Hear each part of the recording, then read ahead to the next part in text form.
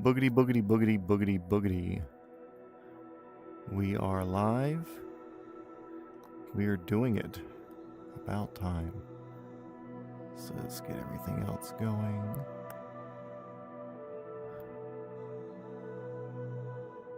Come on.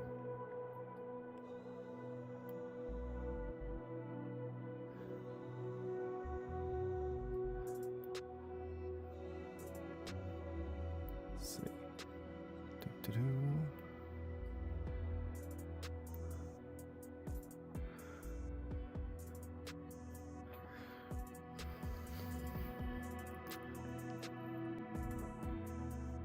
Does it feel like I have any fog on my lens? Maybe a little bit.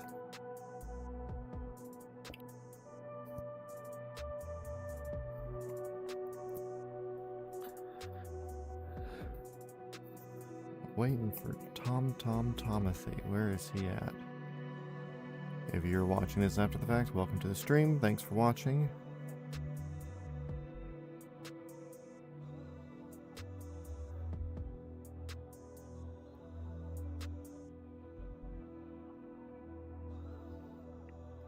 Oh, Tom's not going to make it today. Oh well. He's doing the real thing. Lucky him. Not doing the real thing for another week or so. Current instructor is out doing stuff.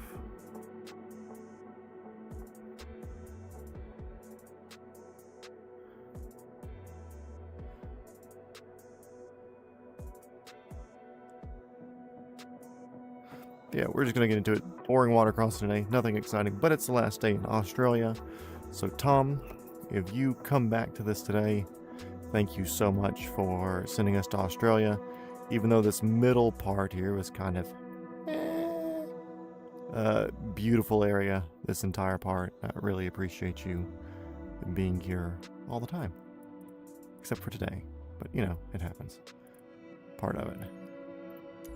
Says departure, which we parked in front of this building here, but whatever. We're going to fly the 160 today since we're doing over water ops.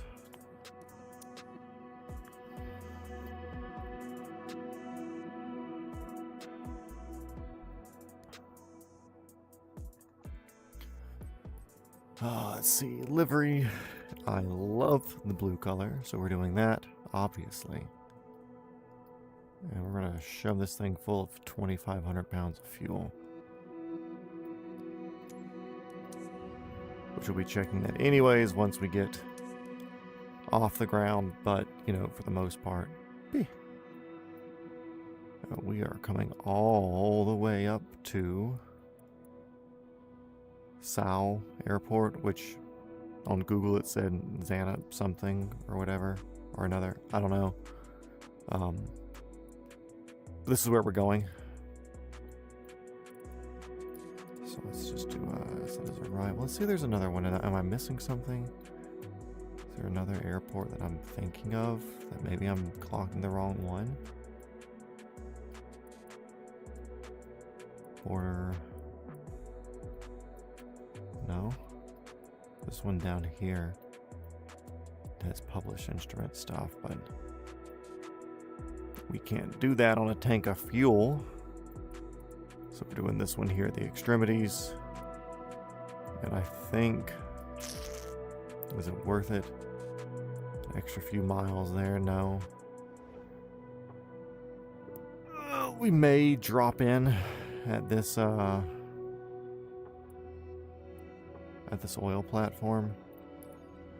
Oh, hello. I'll kind of put that there, even though it's already in line, because that could be a fuel stop, allegedly. Sean, welcome back.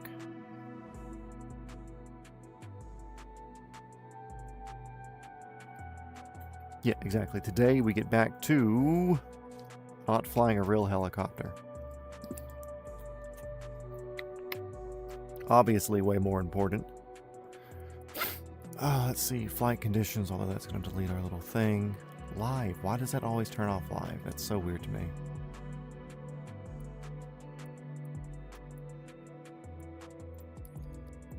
Add. And let's go ahead and do it. Controls are down.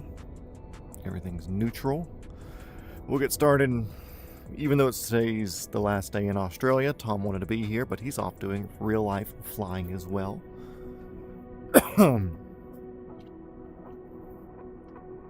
So Godspeed to him. Oh no. Did the screen? Okay, the screen is no longer frozen.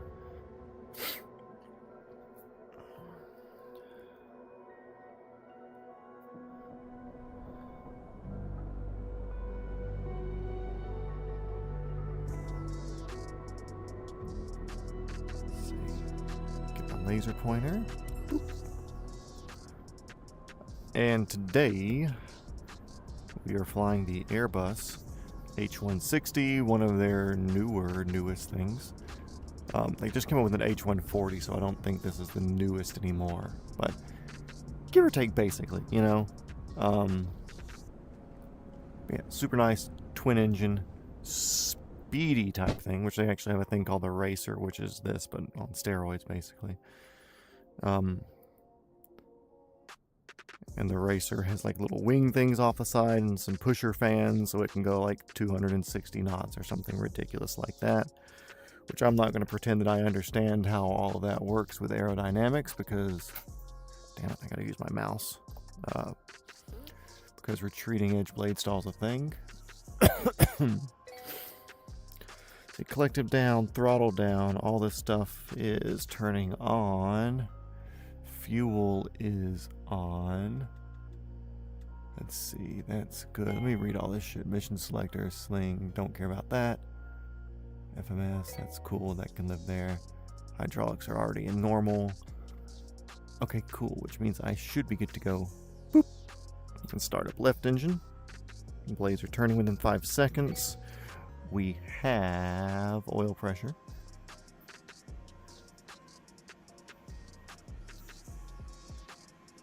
Can we hear it?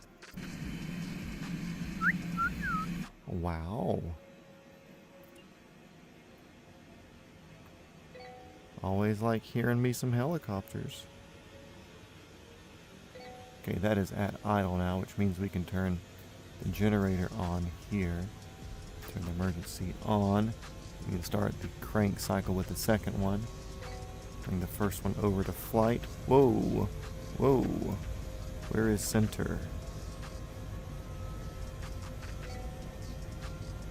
Go and turn those off.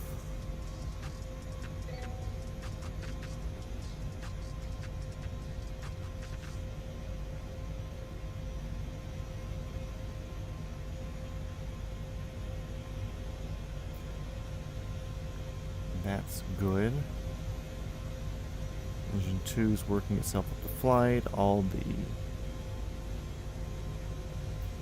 that can go on. CS on standby.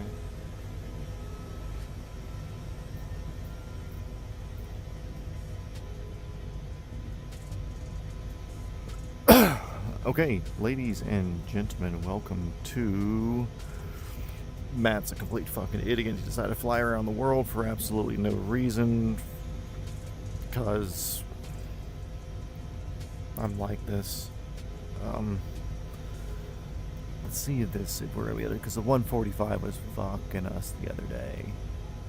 Full cyclic, no spring. Cool, so we're set on that.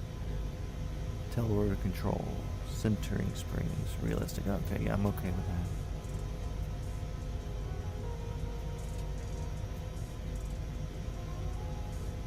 We just can't forget the trim release when the time comes.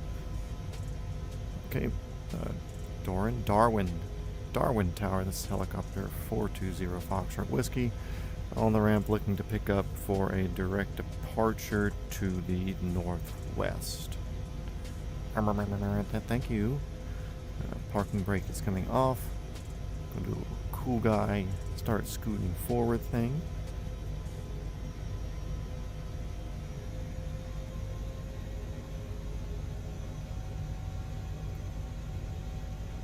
Slowly picking up.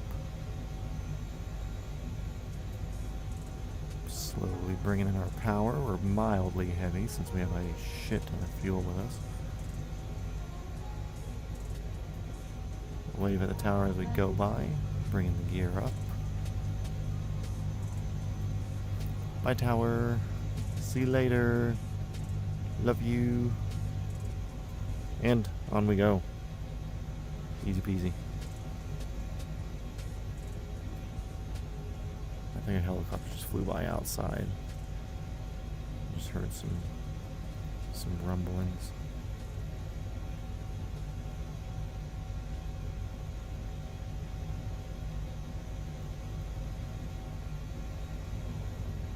Let's see, I'm also going to put up my normal tablet. Use my laser pointer for this, because I can put that over on Maria's side.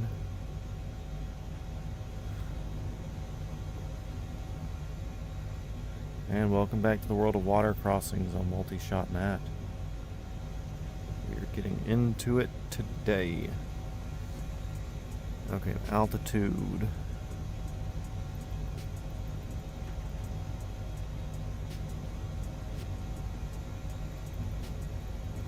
Alt A crossing. Alt. Look at 2,000 feet.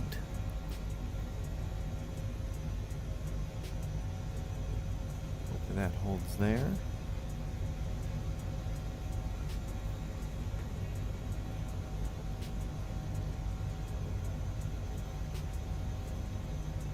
Trying to do this thing where we fuck it up now, we fuck it up while we're still near the airport, so yeah, that's the goal. Because I don't have self-centering springs for my cyclic controls, so I have to be very careful getting all of this set up.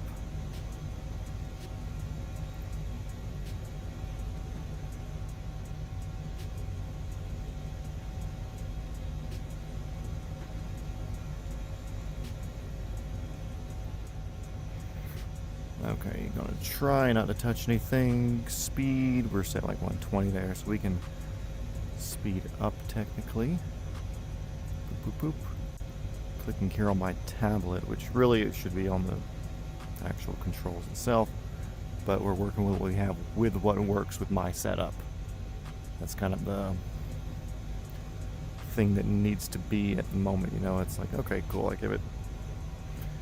I'll give up that slight wee little bit of realism as far as clicking on the controls over in this area to do all my autopilot stuff, because I don't have centering sticks and collectives and pedals and stuff. So yeah, now we're just kind of in it to win it now. So also I didn't make sure we were topped off on fuel, so throw us a couple liters and we'll call it good. Yep, this is it today. Ground speed 160. I'm liking that. How much can we turn this up right now? Well, we have a 20 knot tailwind. I want to get this thing going as fucking fast as we can. Robert Harrison, what's going on, dude? Good to see you again. All is well. We are in the process of working our way out towards not Australia. Wild concept. Who knew that such a thing existed? Hope you are doing well as well.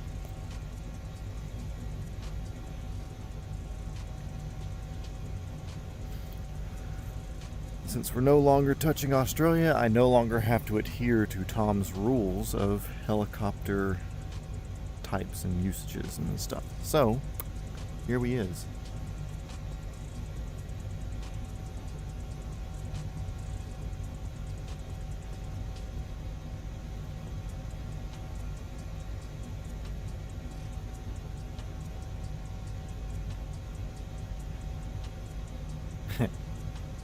Nice.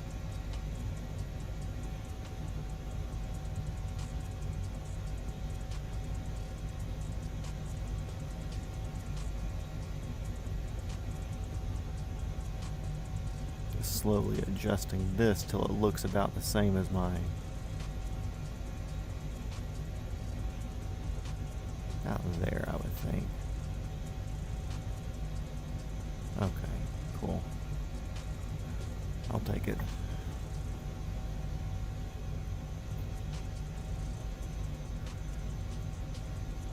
Trying to get my levels here lined up because I didn't get the pressure altitude before we left the airport there in Darwin, so yeah, let's see. Real world stuff. Flight school. Doing that in real life. Just under 10 hours now. Sad thing is my instructor is going on vacation at the moment, so he won't be back until the 14th. I think is the next day that I'm going to fly. If he has time on that day.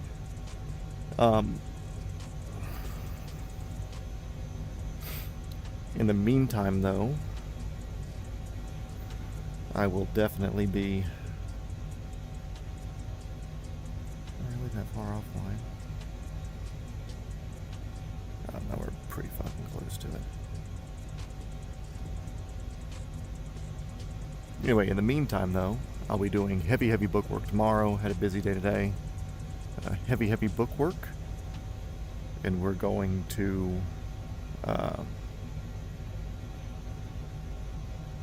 he said he'll give me the endorsement because typically he'll do all of the ground school teaching to get the students up to speed. And then when he feels that the student knows stuff satisfactory, he will give them the endorsement to go do the written test. I've been doing an online ground school kind of part-time for the past few months. Like when I work out, I'll watch stuff. But this past 2 weeks or so, I've been super heavy going at it. Taking notes, taking it super seriously. He said I can bring 390s from practice test on an app that he suggested, which is from the ASA. He will give me the endorsement to go do my written test in real life without having to do the rest of the school stuff with him. So while he's on vacation, I'll be studying super hard tomorrow, banging through tests. Any questions I get wrong, I'll be going back through and torturing myself, relearning all this stuff. So it's going to be a busy wee bit for little old Matt here. Bump our indicated airspeed up some there.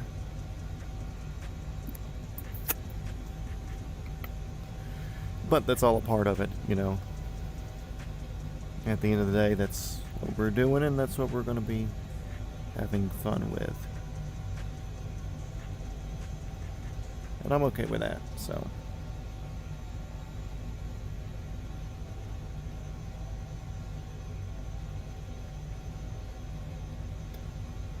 Direct. 357 nautical miles. Suck my ass. Goodness. Hello, Pagna. Car carrier. You want to spawn in, or are you just going to be floating word for us?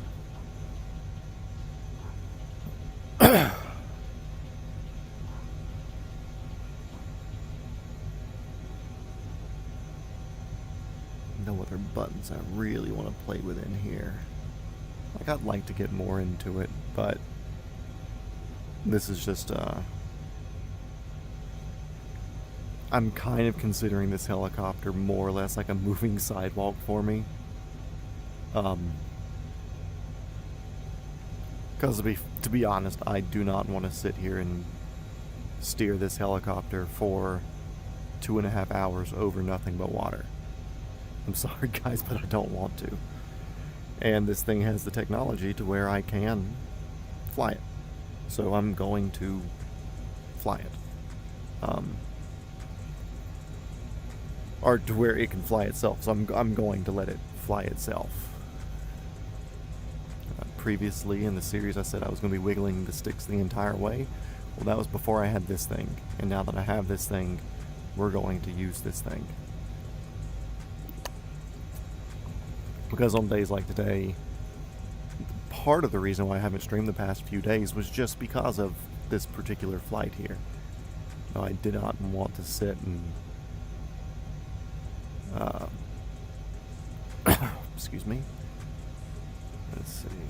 I didn't want to sit around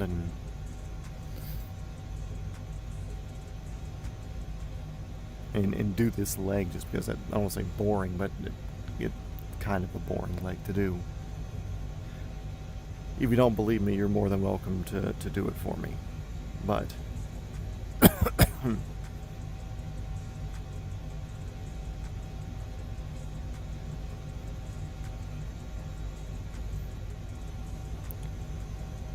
her a little right heading. Because we do have a oil rig up here that we could stop at, but honestly I think we're just going to skip past it. I think we're just going to do the chore today of getting to land, seeing how I feel when we do. If I want to throw an extra little leg in there, we might.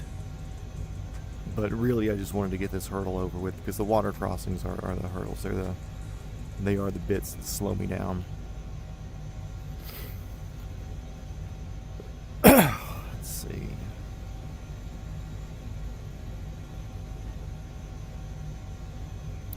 Tom said he's going to send pics because he wants to watch the stream while he's flying. Hell yeah.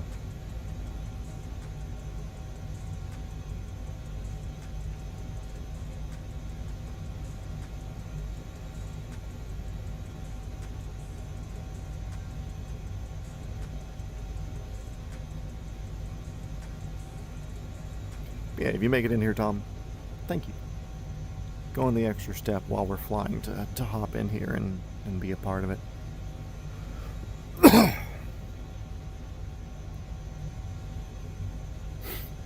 Yeah, normal flight lessons, or normal real-life flight lessons, going decent. Honestly, the flying part's relatively simple. There is... The hovering was easy, so all this paid for itself, you know.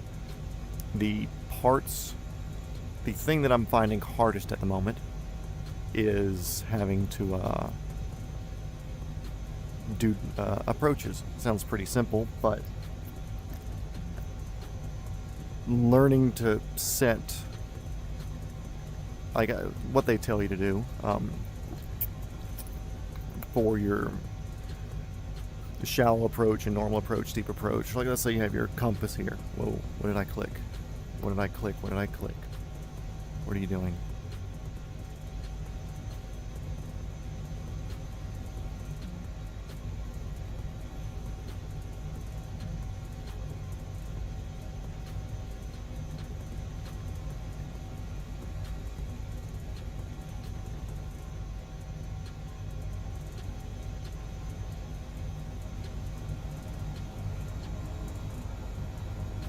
Why are you doing this to me?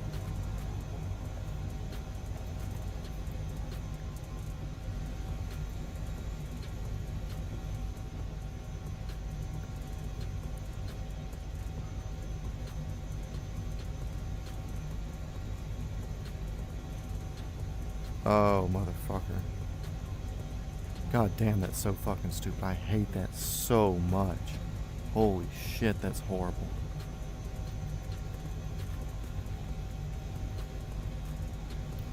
So I don't know if you saw, but you can click, and for some reason it held clicking on the heading bug there.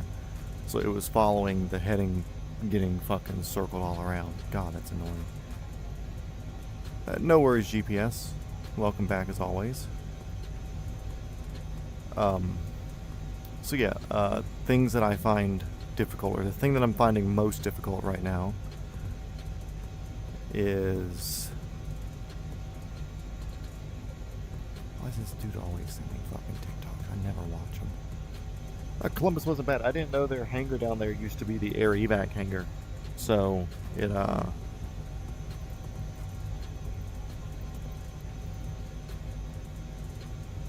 has like living quarters and stuff, so kind of cool. Yeah, so things that are challenging to me are not challenging, just something that's taking getting used to. In my mind, a helicopter is a vehicle that can infinitely adjust its approach. You know, like you're coming in shallow, you're coming in steep, you know, you can change. Well, you really can't change steep because you're already at that point above it. You have to get down to your spot.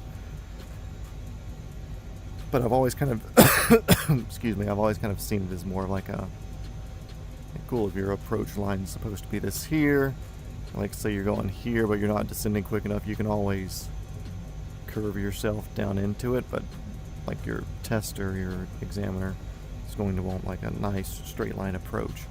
And what they say to do for those is you have your compass, kind of like the middle of the windscreen where your trim strings would be in the R22, or the glare shield dashboard here.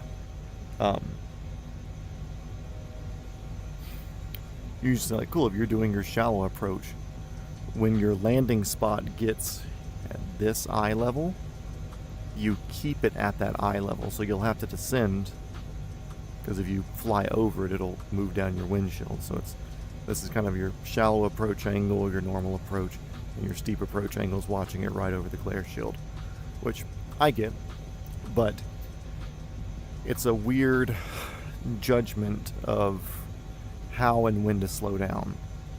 Because like I kind of want to slow down early and do like a super careful planned approach in, but R22 on a hot day just doesn't do that, you know, like you have to have that forward airspeed.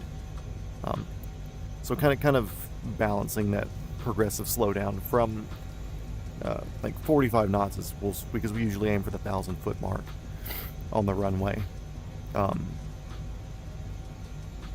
let's just say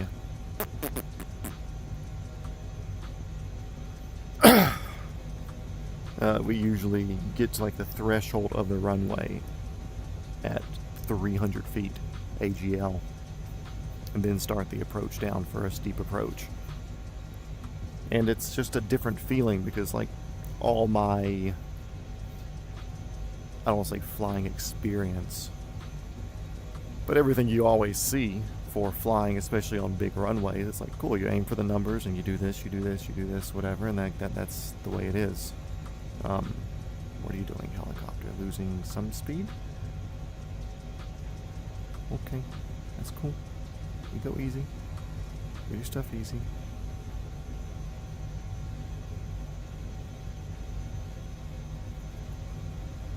Slowly get ourselves back on course. From this silly button holding itself down. So yeah, the approaches, it's a weird feeling getting those to that perfect straight line while also managing the different power for the weight and our the percentage use of capability of the little R22. It's like, yeah, the 44 I could probably get slower quicker and make a really nice slow approach. The 22, it's just, we don't have the ass behind it. Also, a fun thing yesterday, when I went to go fly, every other day that I have flown, it's been fucking piss hot. Like, we barely have enough power to get off the ground, sort of. Like, we're max payload. Yesterday was like 15 degrees cooler because the rain was all around.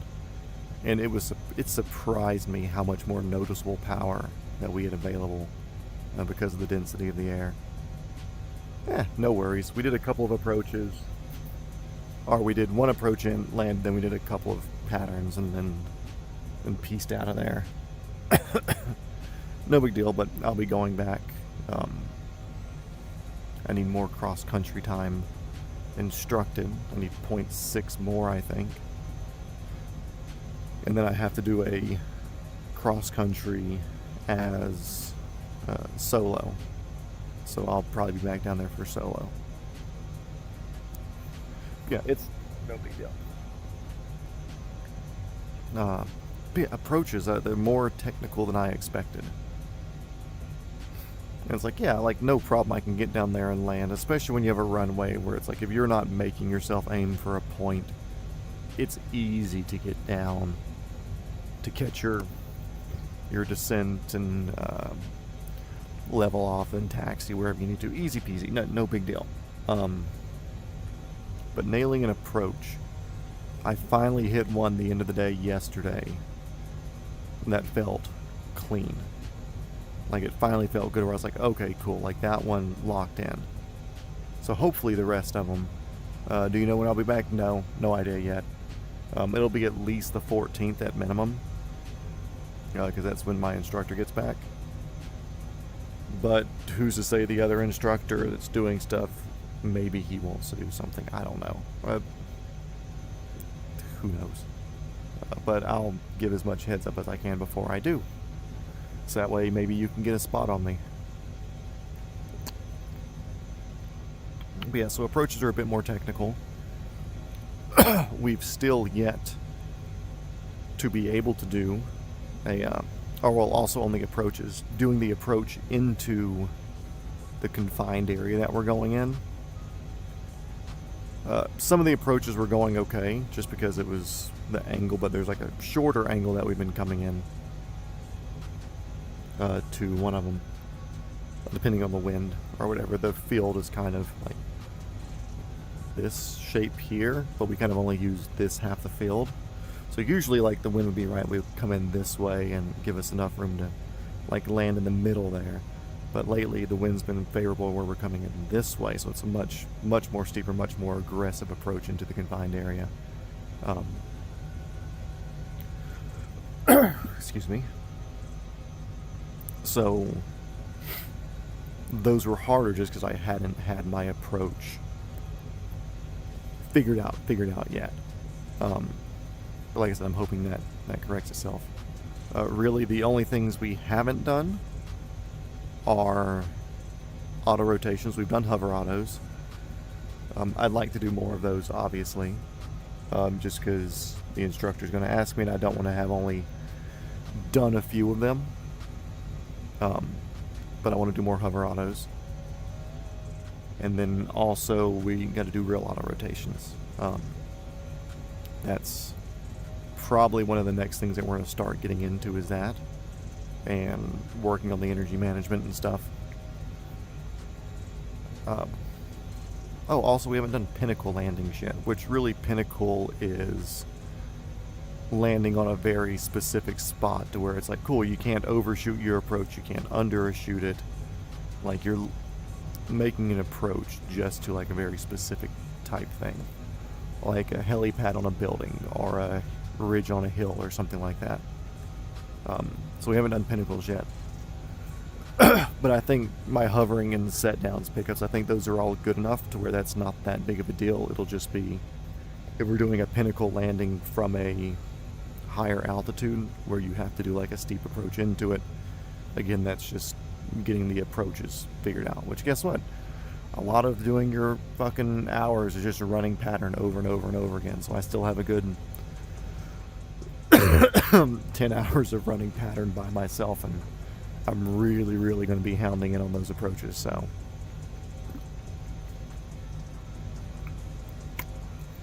either way, training's going good. I'm having fun.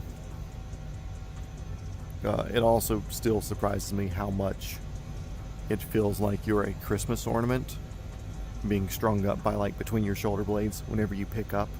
That's kind of what the helicopter feels like whenever you pick up off the ground.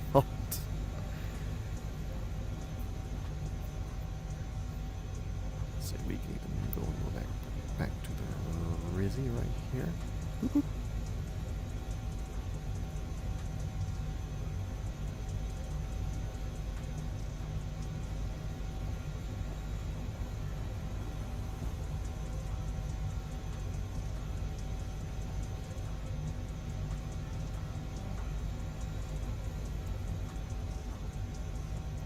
Yeah, flying's fun. It's enjoyable. Also, Columbus was my first class Delta airspace, first controlled airspace. Wasn't that bad. He kind of ran the comms because it was more of a mission for a trip. Like, yeah, we went down there, dropped off 92 Sierra and brought back 334 Lima. So So it's kind of like a repositioning flight, but of course I needed the experience anyway, so I'm gonna fucking hop in and do it.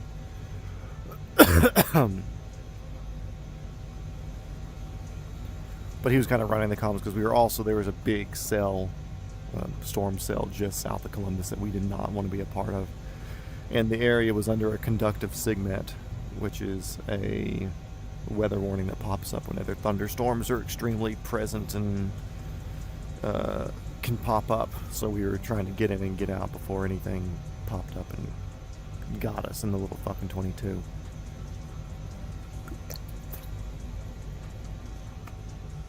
But yeah, ain't too bad. Ain't too bad.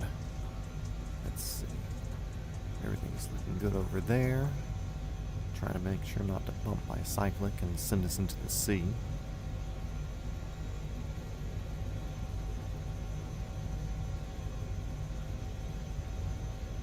Check any other extraneous messages.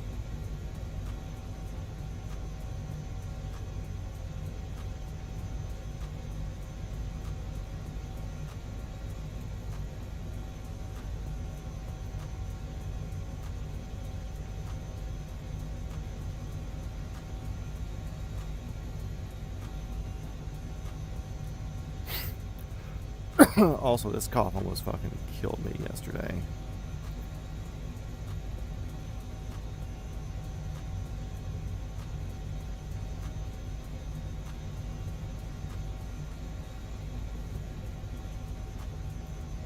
Which is weird. It's like when I'm vertical, it seems to be. Yeah, solid soundness tracking. Oh, thank you. Yeah, this cough almost fucking killed me. As I was vertical yesterday and doing stuff, talking, whatever, but when I laid down last night, every 10-15 seconds I coughed for like an hour. It was horrible. Drank some honey, took some cold medicine, I didn't take cold medicine. I did the nasal spray, like the not emergency, but whatever they have like a nose swab, but they also have like a nasal spray thing that you can do. But yeah, that fucking storm cell, dude, I was watching it as we were coming south, like more or less as soon as we took off, we could see it down there, and it was just a big cloud. And Aiden, my instructor, he was in contact with Walker, who's the instructor down there. And he was kind of like watching that the entire time we were going down to make sure it didn't become more of an issue than it needed to be. Wonder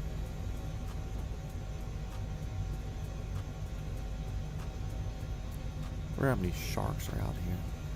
Also, I bet if we do this, ain't nothing in sight. There's some little toothpicks out there back on the island. Oh, we can, since we're in autopilot, we can do this.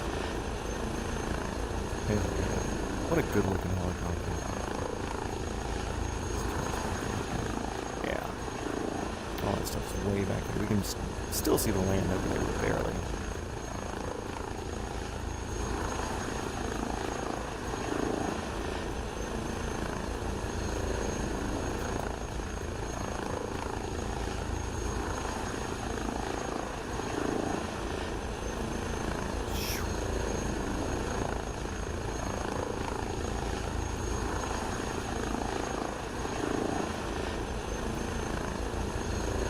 Good angle, like right here. Nope, like right there. That slight bit of gear up look. What?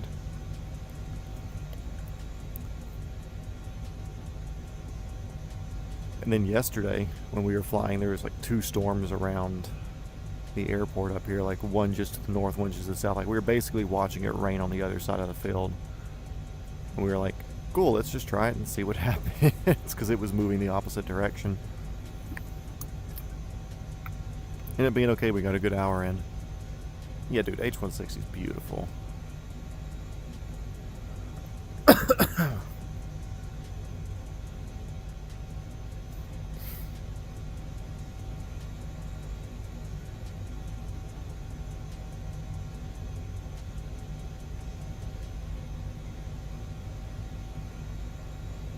His chariot awaits. Let's see, is he going to pop up on... There's a 22 that's out and about, but that's been up for a minute.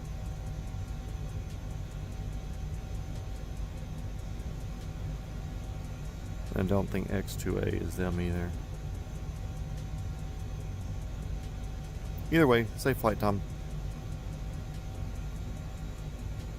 And y'all are wondering, hey, we don't see Tom talking. Well, he's in the Discord, and you should be in the Discord.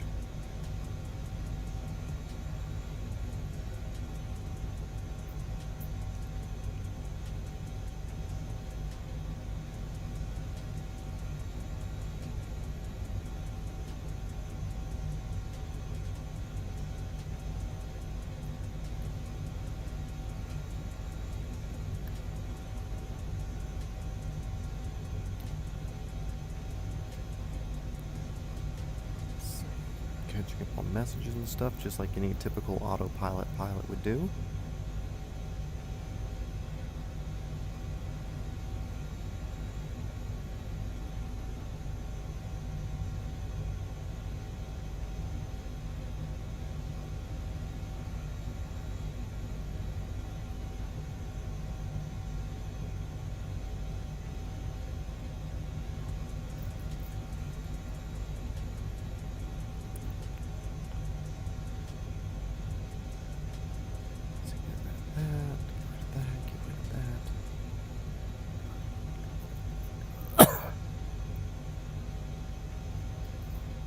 Oh yeah, I don't think Tom would be able to shut up if he was in a 135. Also, fun fact, apparently the 135s are like mildly underpowered.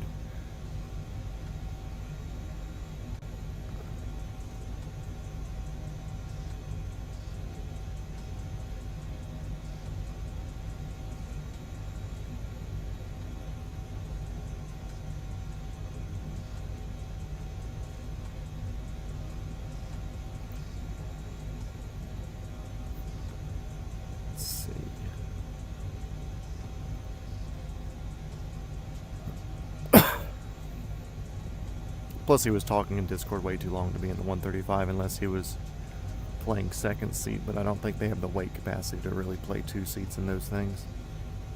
Especially with all the medical equipment.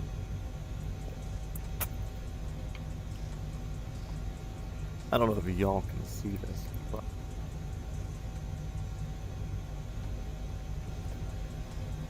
Tall now, great, it came off.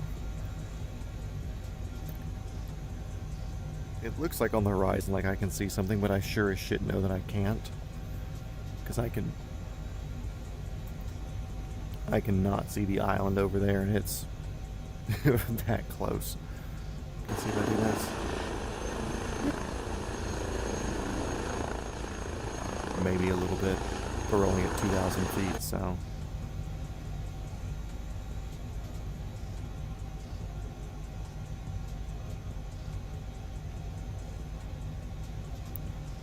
...287 nautical miles to go. We are doing ground speed of 172. 287. I'm at 170. 1.6 hours left. We have 2 hours, 55 minutes of fuel. It's just Australia, but blue. True. Oh, Tom was, me and him were deeming earlier, and he was talking about fishing. Or it might have been in the normal chat. I don't know. Either way. I asked him if fish swim upside down in Australia. He said they swim upside down and backwards. I was like, dude, that makes so much fucking sense. Like, I'm glad we have a man on the ground down there to let us know.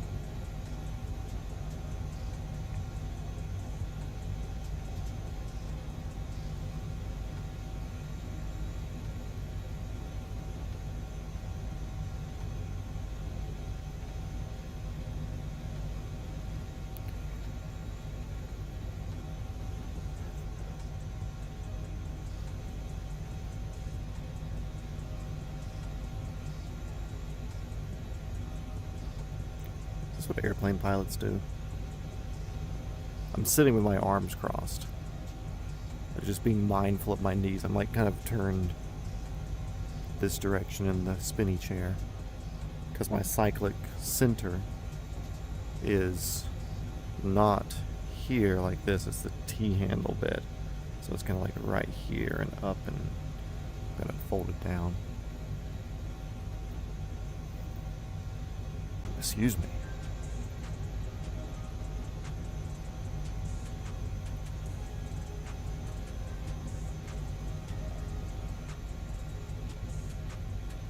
And did you go into work today and complain, Sean? Did they take kind to your criticisms?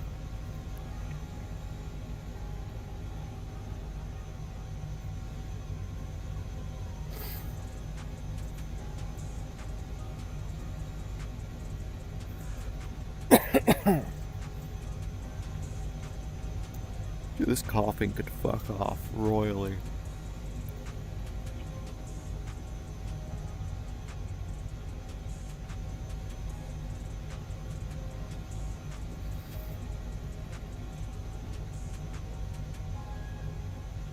Led to a discussion of future videos.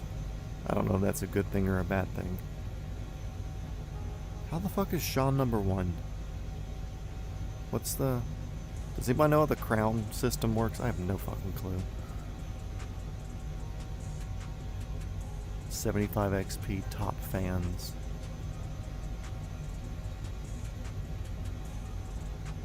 Oh, weird.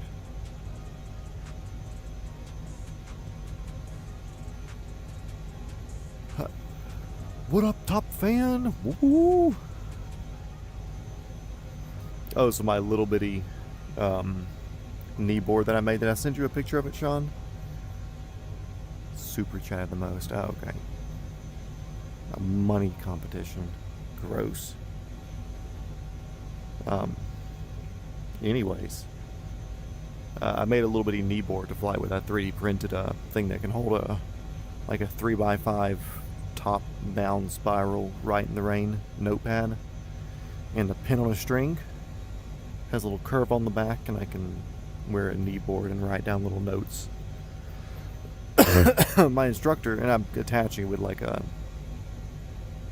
leg strap from like the T-Rex arms holster setups. Oh yeah, that was... I think that was back when we were still in the US, when you did that. Because you were technically the... I mean, I was technically the first one, because I wanted to see like how it worked and like what the notifications looked like on my side. But I threw away money doing that because YouTube takes whatever X percentage of the shit. But you were the first real, actual super chat.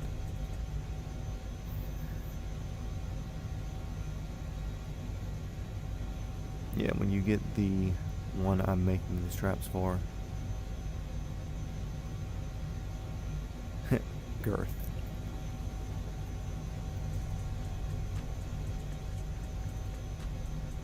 Literally, I'll just measure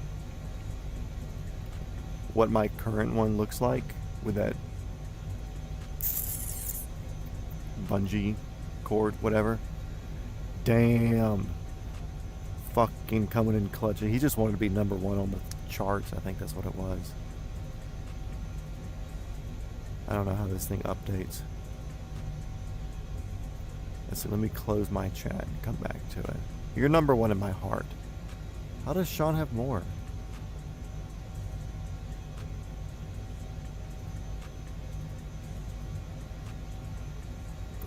Oh, mine it says keep showing support to make it to the top 50.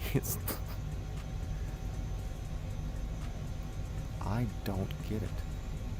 Here, I liked it. Does that do anything? Oh, okay, I'll fuck off.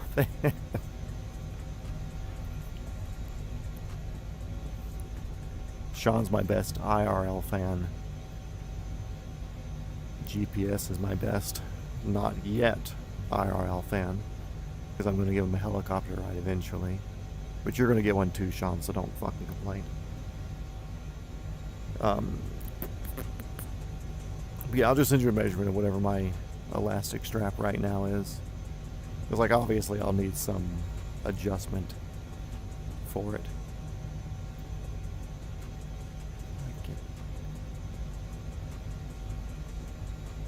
Give my boy fucking XP.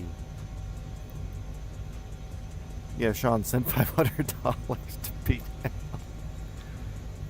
Hey, that's an hour of flight right there. In a little less than an hour in a 66. Or, sorry, the 44.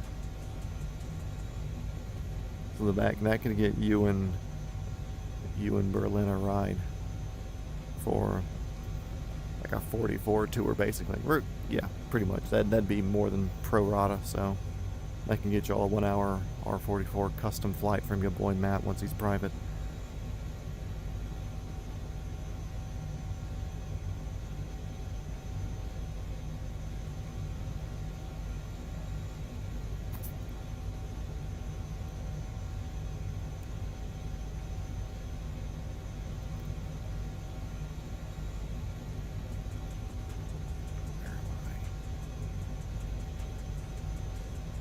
GPS is here all the time. How does he not get...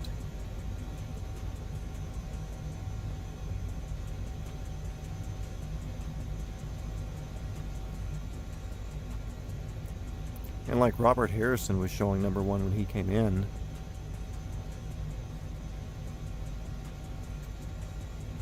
And Sean came in. Yeah, Sean got tires. Are they riding good? They seem better?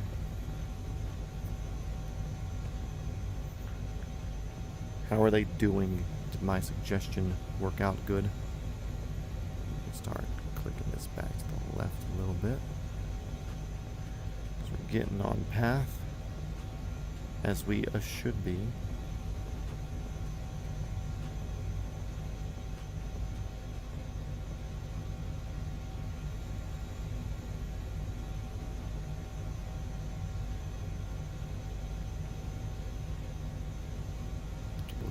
Fly over water for a living.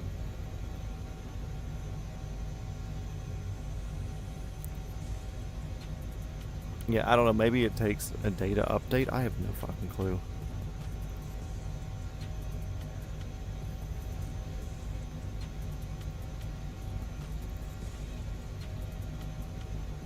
Way less squishy. Car does what I tell it to way faster. Really sends gravel into the fenders, though.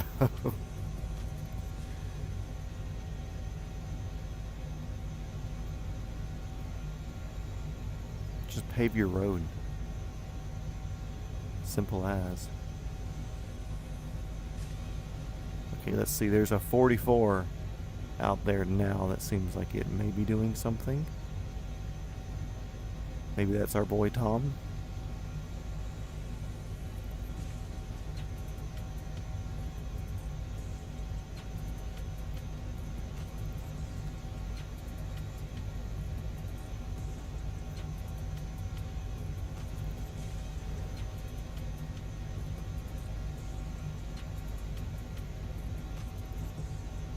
And actually, Sean, I have got to double check now, because we're getting close to cat territory.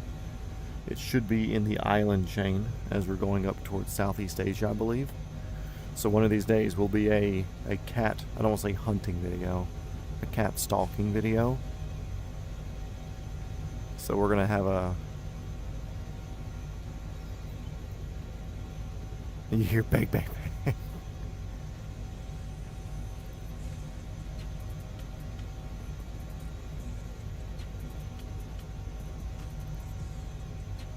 Oh, there's a 44 at Sunshine.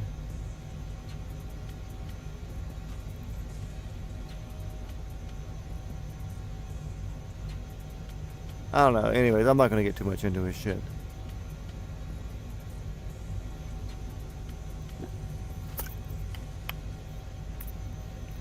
Ain't my place to meddle, you know?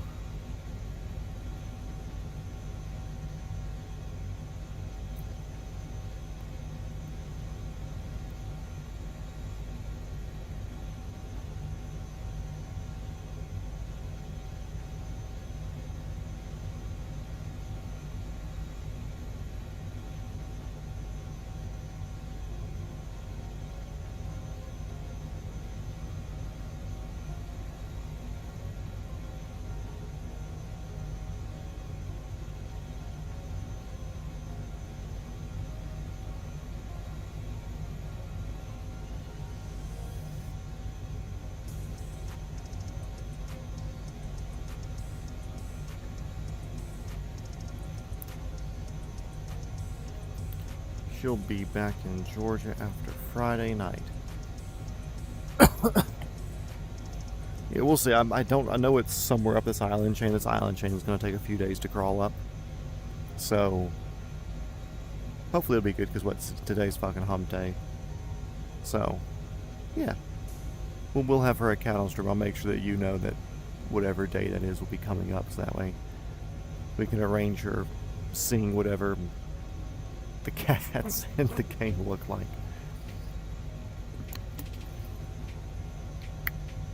And I'll even do like a pre-scout before that stream, just to make sure that like I have an idea of where they are, like how to find them, what they look like. So we're not spending like 6 hours around just like blasting around. Is she out doing California stuff, or is she doing family stuff somewhere? I'd say California. I think that's where her big places, the big bosses are based at.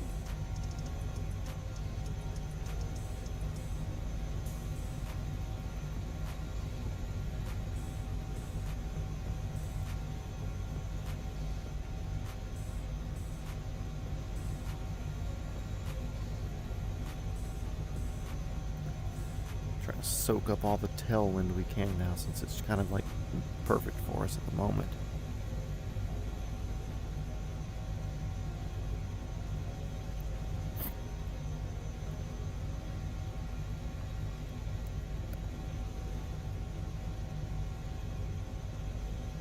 Oh, okay.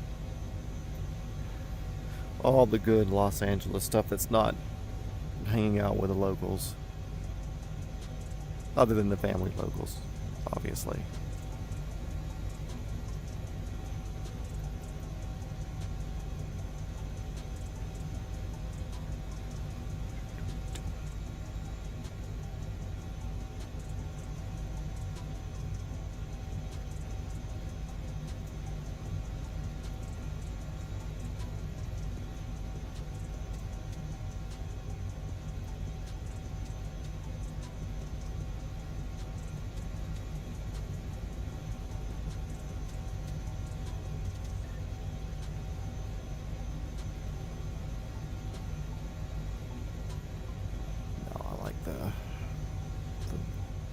Brown bottom, that's easier to spot if something goes fucking haywire.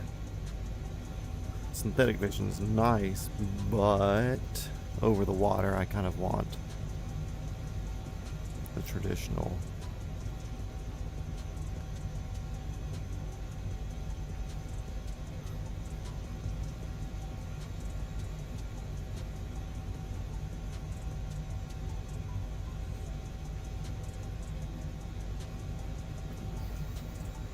Could be out there. Oh, sent a picture.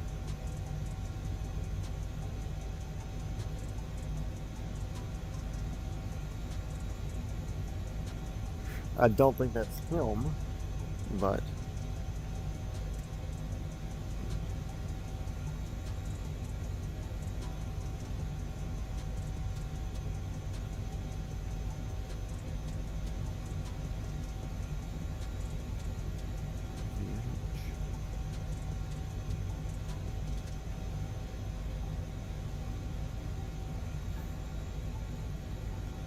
either that or my flight radar is broken. But anyways, he posted a picture in the general chat. Could be it. Either way, good for him getting out there doing the good shit. Let's go support my homies fucking flying.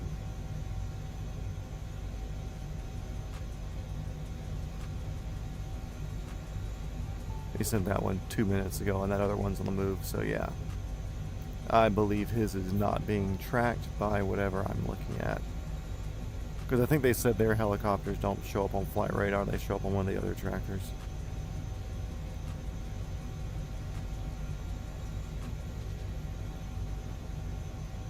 Yep. Either way, his tail number's there.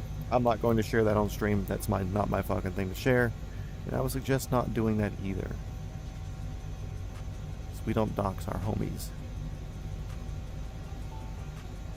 They're getting rid of their P320s and going to the 19. I'm like, that's good. They're gonna get something that fucking works now.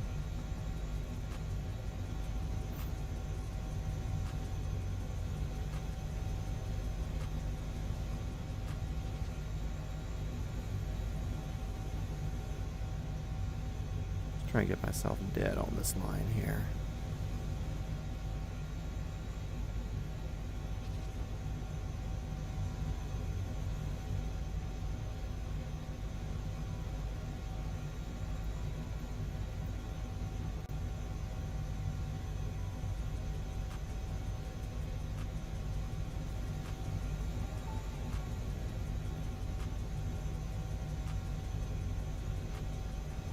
There's 66 shows? Eh.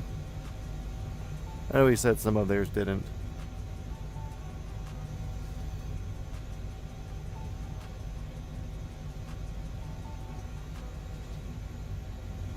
But either way, he had asked me out of respect a couple of weeks ago not to go too much deeper into their stuff on the stream, just out of respect. So that's why I'm not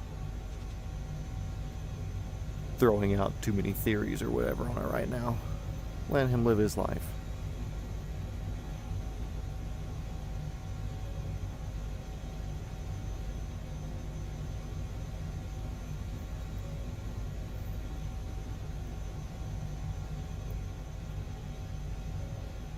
I don't know why they're getting rid of their 320s if SIG did nothing wrong and there's no issues with the 320s. That's wild.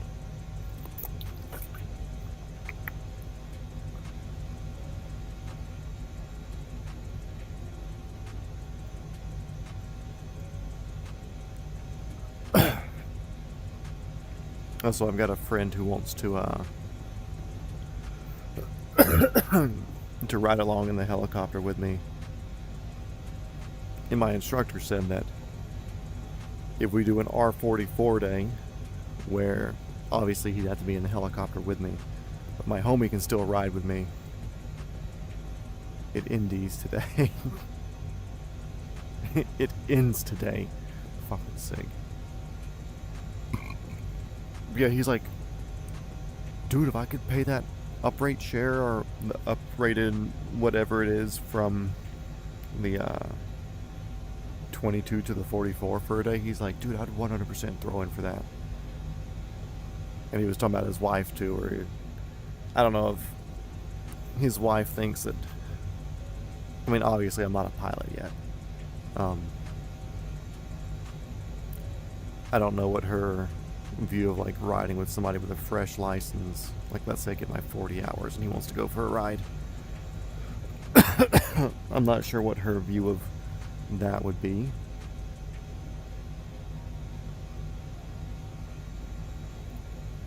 Huh. Well, sometimes they pop up, sometimes they don't. If they're flying low enough level or whatever, a lot of these 44s and stuff don't have the, or depending on like what it is and what it's used for, the ADS-B out or the ADS-B in could be completely different things. Like the 22 that we use, it has ADS-B out, but it doesn't have ADS-B in.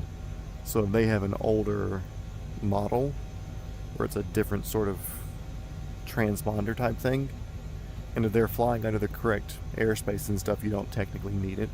So you can turn it off. So, either way. Listen, oh yeah, so yeah, my friend wants to ride with me. And, that's like, yeah, if you uprate the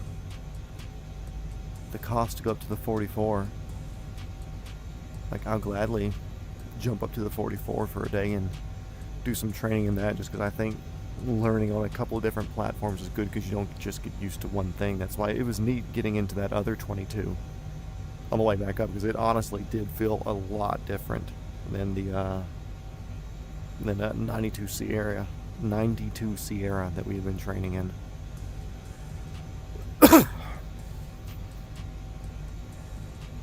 So, like, I would like to get into 44 a couple of times at least during my student times, just to feel something different and get used to different things. But he said he wanted to ride along, and he's like, Christina wouldn't have like, the instructor would be in there anyway, so he's not gonna say he's not going to let me crash, but it's in his best interest not to let me fuck up. So, I'm sure he'd be all over that shit. He said he'd be in for it, so I just gotta wait for my instructor to get back and my dude to say, hey, I have a day on a Saturday or a Friday afternoon or whatever day or time that he can get off, and if Aiden can schedule that time in and make it a thing, then my homie will be getting a ride in a 44. So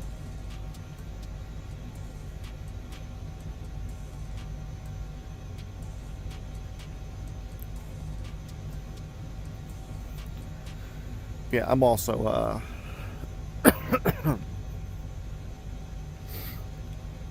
for the chance that the FAA is watching this, this is not going out to everybody by any means. But once I'm licensed, if you're the correct weight where you can get in the 22, and I'm not going to be trying to like drag two 200-pound men out of a fucking hole somewhere to where we can at least put some fuel in there, or like a 44 if you want to uprate and pay 44 pro rata share, which means, let's say it's me as a private pilot to rent a 22. Let's say it's $290 plus fuel and oil or whatever, so $300. Give me a flight now. So let's just say $300. I can pay $150 and they can pay $150, but they cannot pay $151. So for any of my close homies, if you ever want to go for a ride, then if you want to pay half of an hour worth of rental and fuel and stuff, then let's go for a ride. But I'm not offering that to everybody. You have to be like an actual friend. It's like I'm telling that to like all the homies that I work with, or all my close friends, or like the people that I talk to regularly, you know. I let them know because they all want to support me doing it anyways, because they want to see their friends succeed. I want to get hours.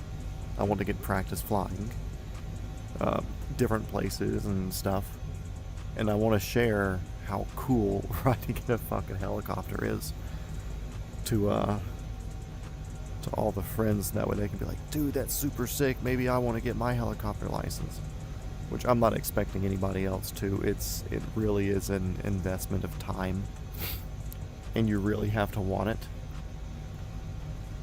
which a lot of people don't get. Flying's only like a very, very small part of getting the helicopter license.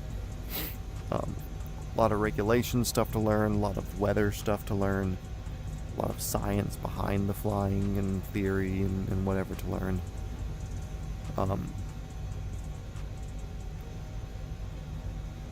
So it's like, if you just want to get in and fly helicopters, cool, but you need to be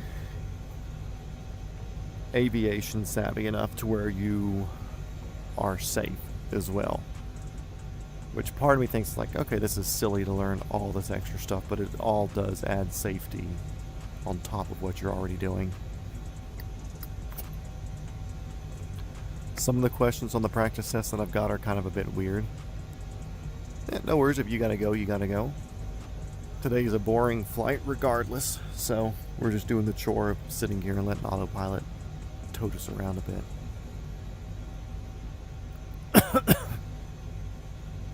I forget what I was just saying. Anyways. Yeah, I'm stoked, excited to take all my homies up. It's like my friend I was talking about there. He's 215 pounds. Muscle built up. But I'm also 185, 200, so it puts us right at the limit of having like safe, useful fuel in the helicopter. And it's like, cool, if we just wanted to go up and do a couple of laps of pattern, or just like point A to point B, and not trying to do any sort of like confined area stuff because we would not get back out of it, then it wouldn't be that big of a deal. But it would be much more preferenced for him to be in the 44, just that way we have the extra power and stuff. But some of my other homies that are like my size or slightly smaller really want to get them in the 22 with the doors off, because it's such a cool feeling to especially like the initial gathering the speed. I don't want to say like just because it's hot and heavy, but you need to stay in ground effect. So you get out on the runway at 3 to 5 feet. Adios, GPS. See you later. Thanks for dropping in as always. So yeah, you pick up off the ground and you're pulling just about as much power as you can pull, and hovering there. Then you start pushing forward on the cyclic, and you really need to lean into it when it's hot and heavy to get your speed up, so that way you can get up. Of course, if you start on the far back of the runway, you got a full runway to get up to like 45 miles an hour, 55 knots. It's like good climbing, 55, 60. Like, you get a full runway, plenty of time. It's got enough power to do that. But you also kind of want to hit that speed as quick as you can to give you as much altitude as you can to get in a healthier section of the height velocity diagram. So either way, it's fun. And I'm super stoked to like take my father up and take my brother up and do it in the 22 with the doors off, to where it's just like, cool, it's just you and the outside there, you know. And like I said, I want to get my friends out there as well,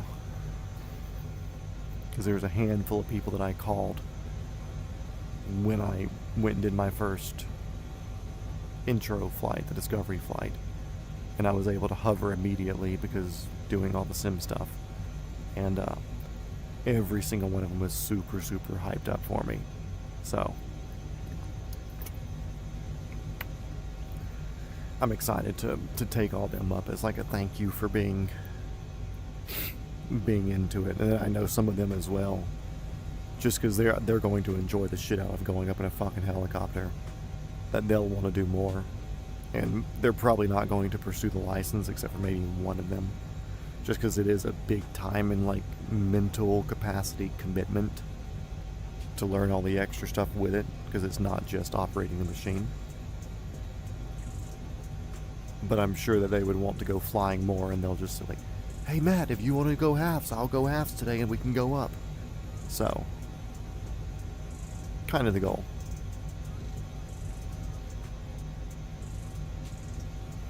Also, I don't know if y'all can see this, but my trim is fighting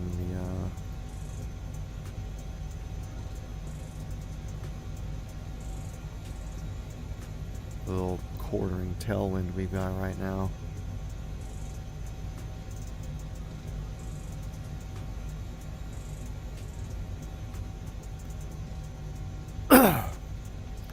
Yeah, since GPS is gone, I think Sean may just be watching.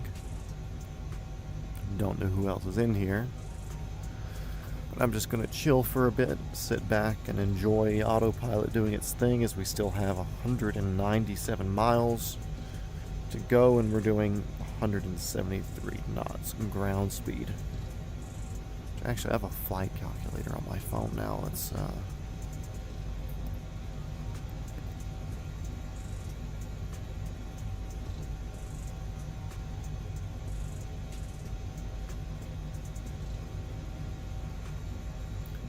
see, distance 195, ground speed 173.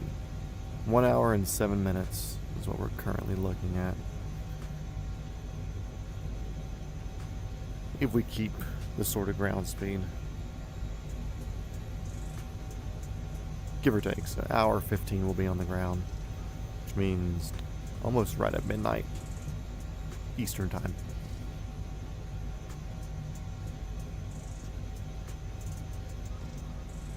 Got insulation to get and install in one of the shops. Ladies are sweating in this heat bad. Good, let them sweat. It's a sweatshop for a reason. But yeah, dude, get out of here. Adios. Wait, are you at work right now? It's fucking 10:30.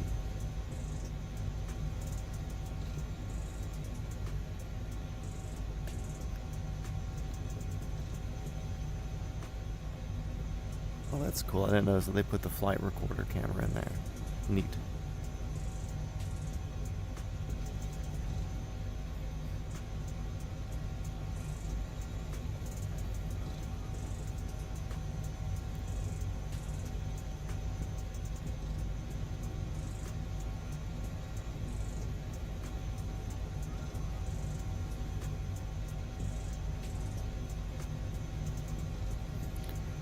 in the morning.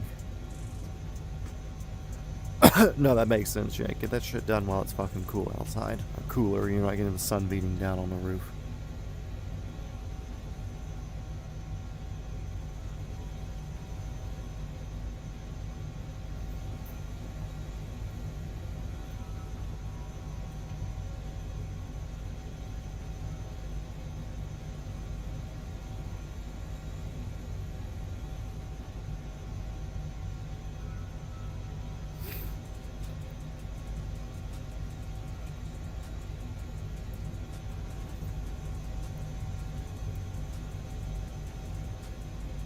Oh.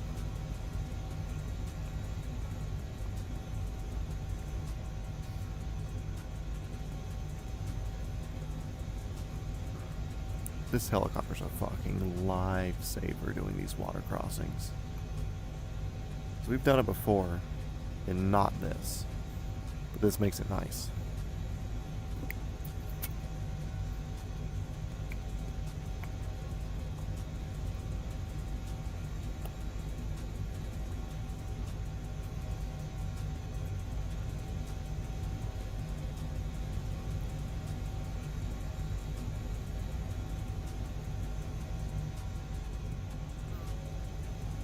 Let's just keep fingers crossed that we don't fuck up the autopilot settings coming back into land. That's the one rough thing coming in. We have to very strategically turn all of this off. So first thing we'll probably do would be heading, because that's going to be our pedals.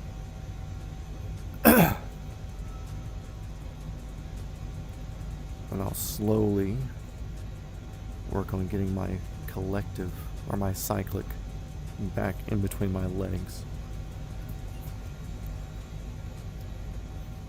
where we can actually do something with it. And then as soon as I have that and we're still maintaining somewhat control, then I'll click the airspeed and the altitude hold off, and definitely do the manual trim release button there. It's on the right. This bad boy here.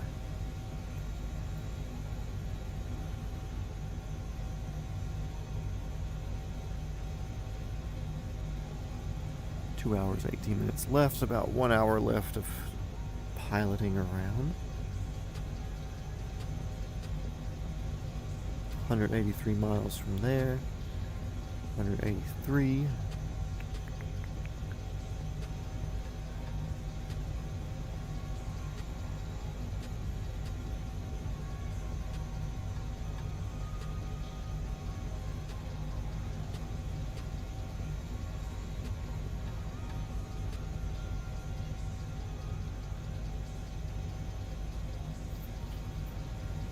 While we're doing this, I'm kind of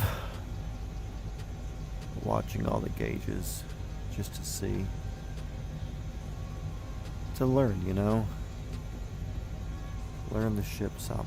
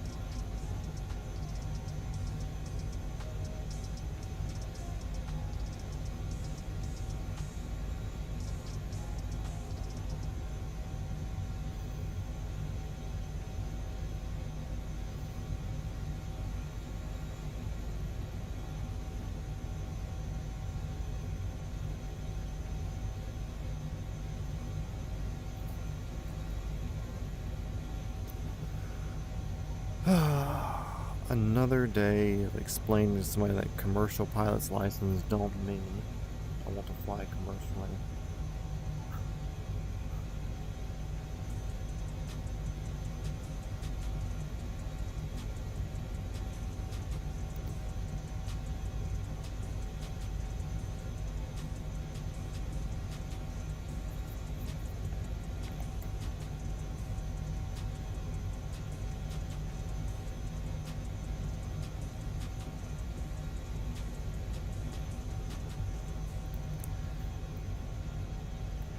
Yeah, it's a weird thing, because, I mean, most people, they just, you hear pilot, and the only thing that they think of, it's either some dude in a little Cessna flying around for fun, like a doctor, or whatever, or somebody flying for Delta, or American Airlines, or something like that.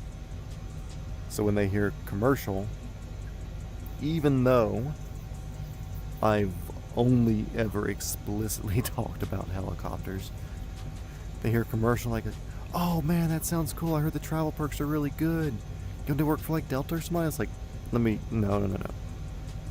In legal terms, commercial just means legally allowed to fly for payment, basically. To fly for a job, to make it as some sort of source of income. I'm sure there's a deeper definition, but as far as what most people could be concerned about, a commercial pilot is somebody who flies for money. And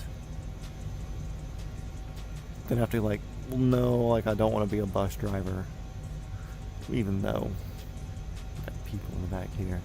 Don't want to be a bus driver. I have no thought of wanting to do any sort of fixed wing stuff, unless it was working up to private jet stuff, just because it could be a good end to different jobs that are also pertaining to helicopters that way.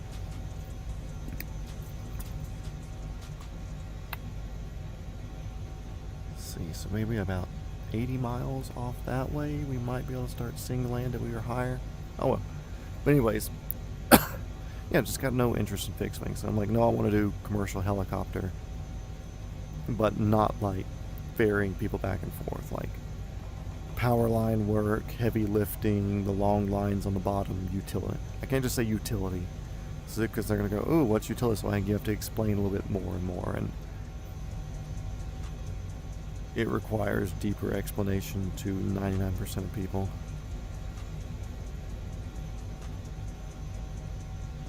Ground speed still 174, distance 161, we're sub-hour now.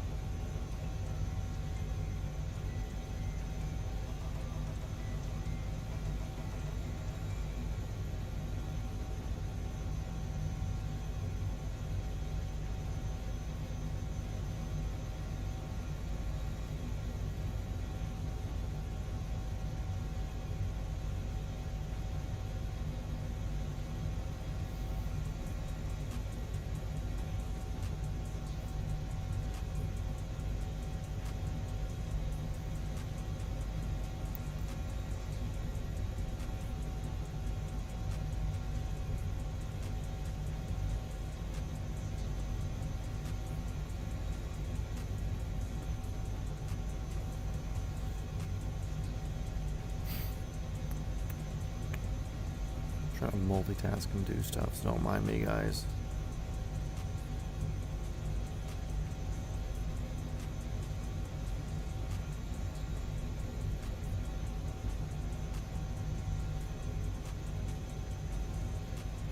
Get work done while we're flying around over here. Here, let's do a nice outside view for everybody to enjoy.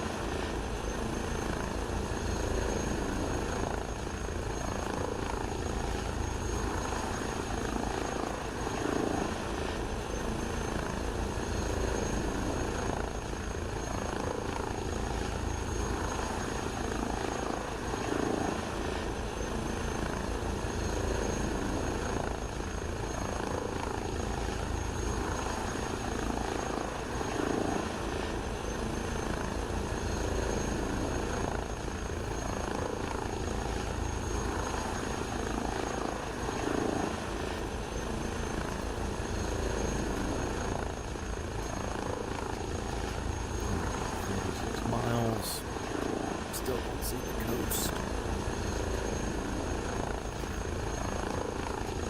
Coast should be that direction that we're going direct to.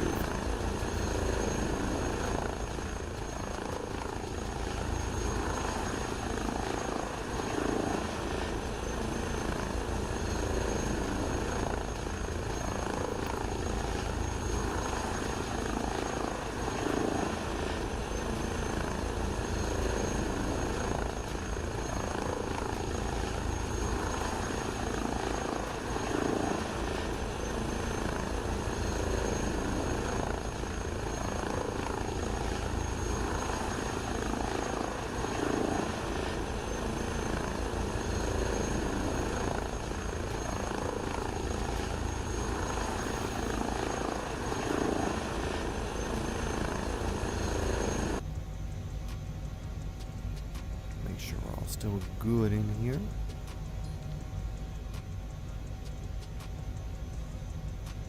Seems to be.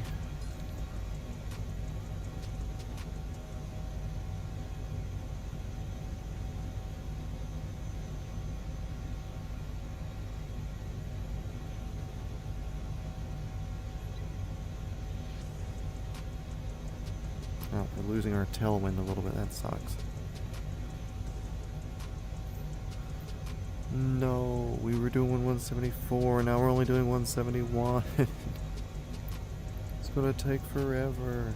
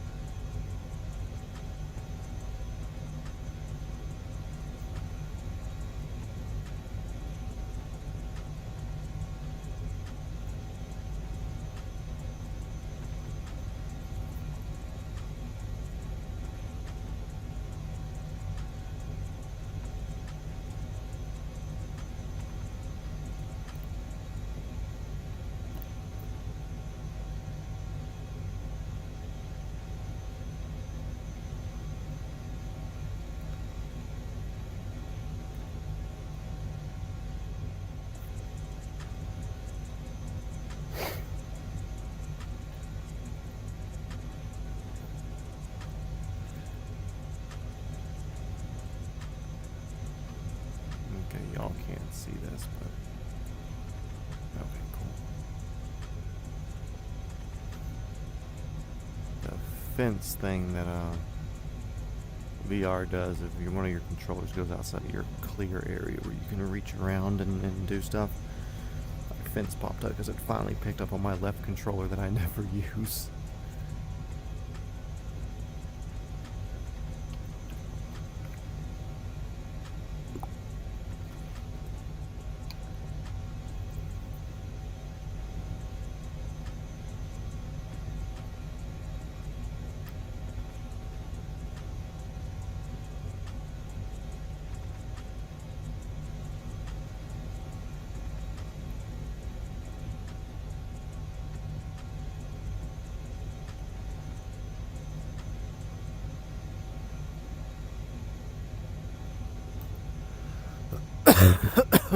Excuse me.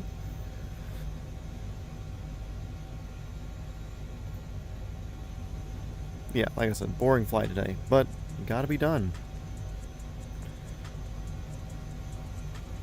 Distance 132 nautical miles. We're chipping it off here. That's 60, 70 miles off that side is ground.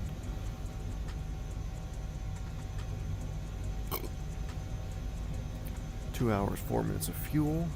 Perfect.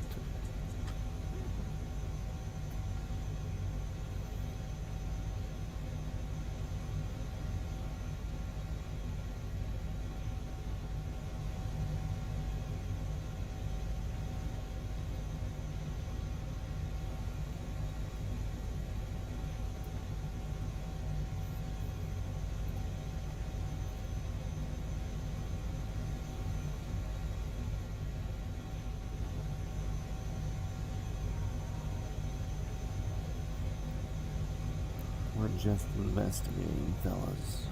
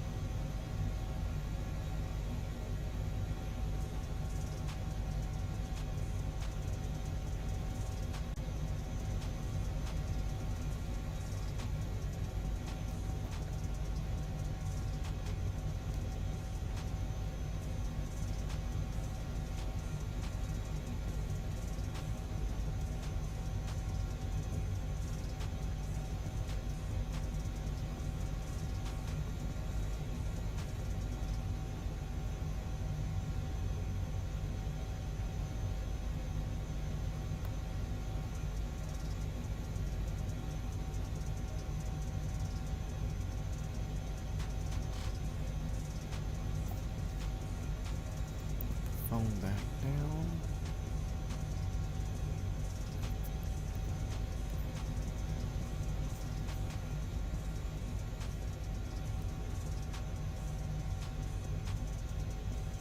Hey, we're getting there, aren't we? Just the mouse, make sure I don't click anything.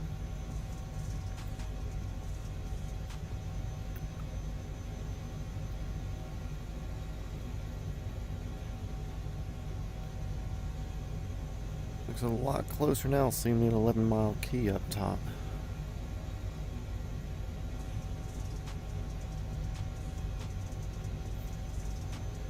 I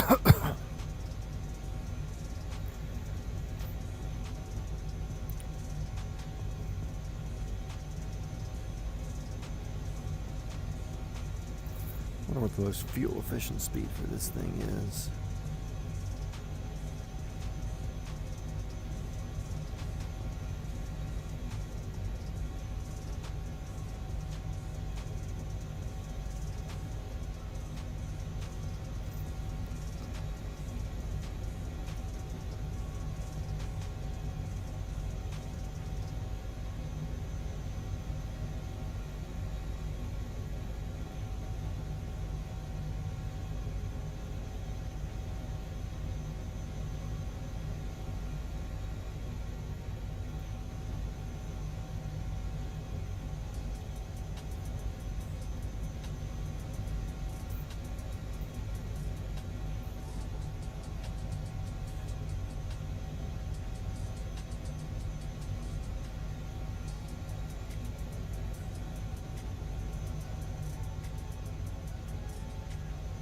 So my helicopter instructor for doing this, he went to flight school in Hawaii at Mauna Loa, and he said he's done island jumps between the islands at points to where you can't see one side or the other.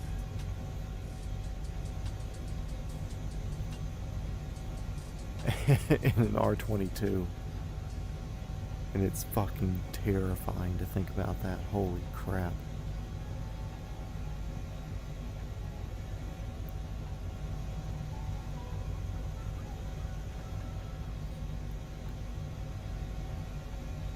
Yeah, very uneventful stream tonight. Of course, coming back from a streak, but coming back on something slightly on the slow side, you know.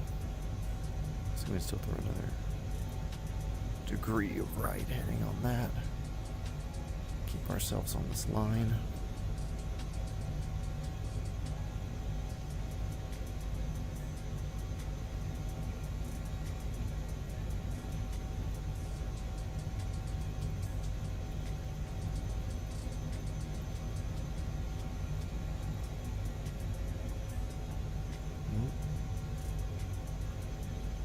Start climbing, me boys.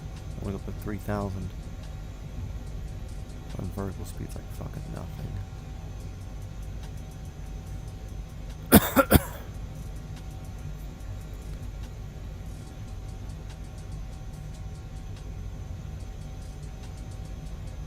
Hunting for better winds. Got no idea where they're at. By golly, we're looking for them.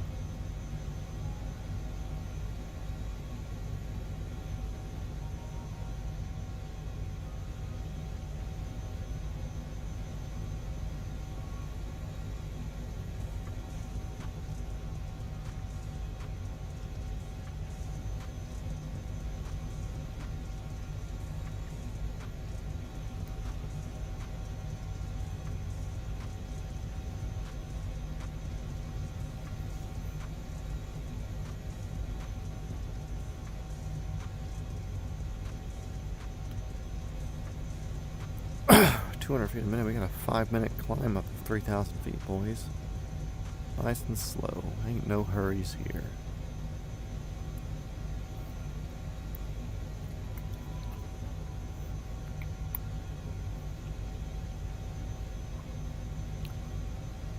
We're finally getting out of radio altitude height.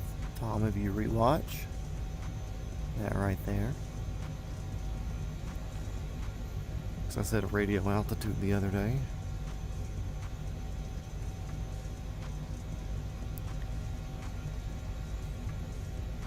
Oh. You can still see the waves down there, not too bad.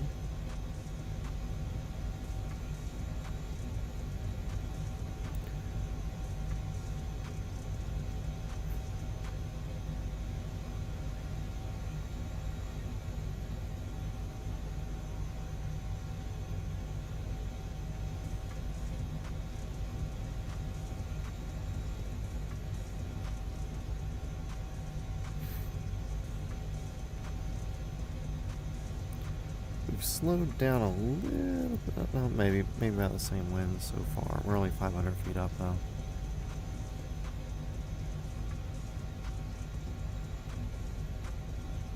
Marie, stop looking at me. Hey, looks like somebody else popped in. Welcome to the stream. Today is just a boring water crossing. You showed up on a good one. We'll see something more fun, come back on a later one, but today we're basically just knocking out a water crossing in between Australia and Indonesia, Malaysia type area. And we're sitting in the H-160, just cruising. I'm letting it do its autopilot thing because I do not want to sit here for 2.5 hours. But we're here. We're doing it. Slowly.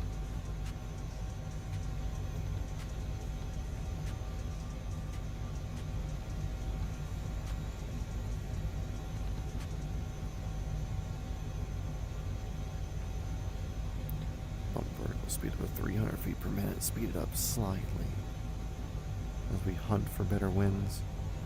Ooh, ooh, ooh, ooh. Did not like it doing that. It scared the absolute shit out of me. Holy crap. What the hell happened?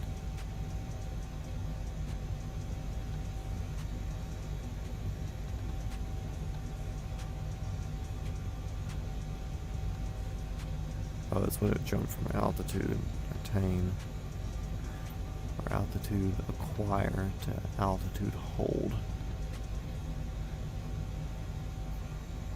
Scared the shit out of me. I am not sitting in a position to get back to my controls real quick.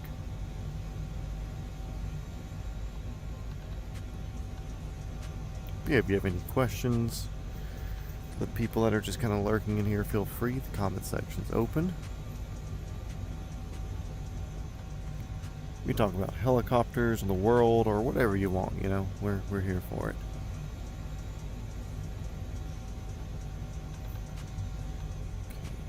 Curious, do I have? Radar is turned on. Sick. Shit, did not want that. Damn. That. Less than 100 miles to go. 95.2. Hey, we're getting 10th readouts now since we're below 100. Ground speed 172, so we picked up a little bit. That's good. I'll take it.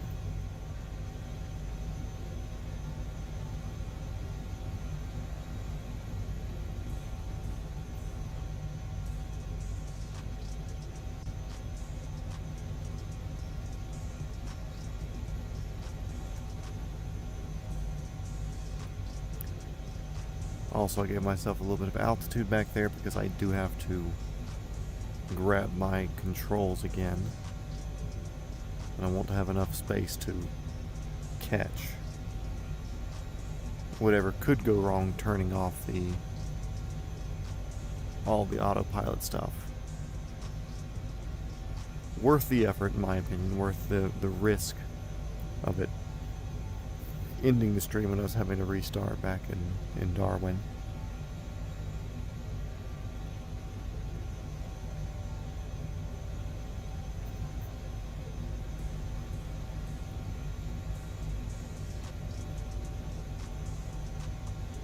Outside air, 19C. Nice.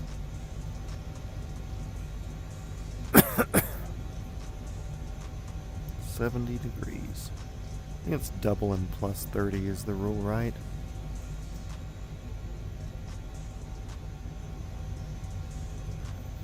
For the most part.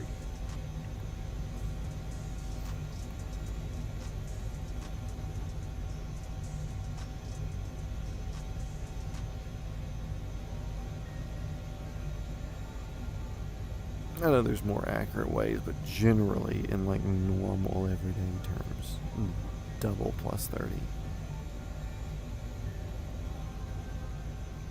It's like quickly get generally what fucking temperature it is. How's my passengers doing back there? Chilling? Sick? I should have taken a plane.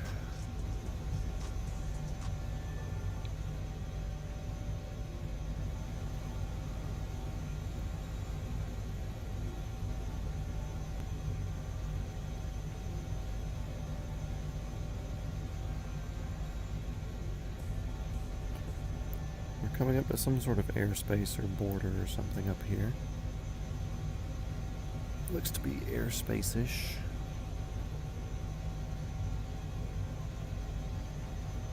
Yeah.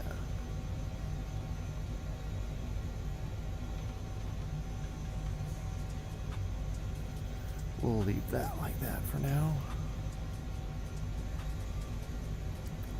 No need to zoom it in.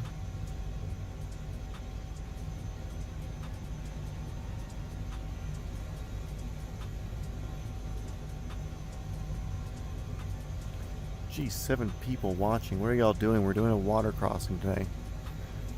If y'all are watching, and it's actually 7 people, feel free to chime up and give us a topic to talk about.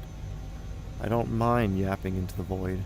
It's a lot easier yapping into the void when there's something to talk about. But either way, I appreciate y'all being here. Currently, we're crossing up to Malaysia-ish. I put the name of our destination airport in the description. But we're working our way up there from Australia, so we're getting to a new continent. We're back in Southeast Asia-ish with the islands. Not entirely, but close. But today is just one of those chore legs. Wookie, what's going on? Just passed my turbine engine rating. Hell yeah, dude. That's what I want to hear. Were you fixed wing or were you rotorcraft? Because I remember you discussing flying stuff before, I think.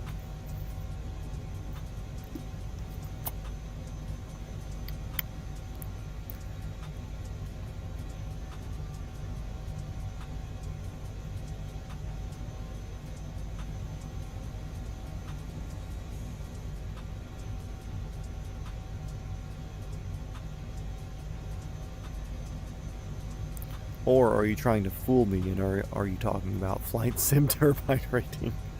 Because that's a thing as well here in this game. Roto, nice.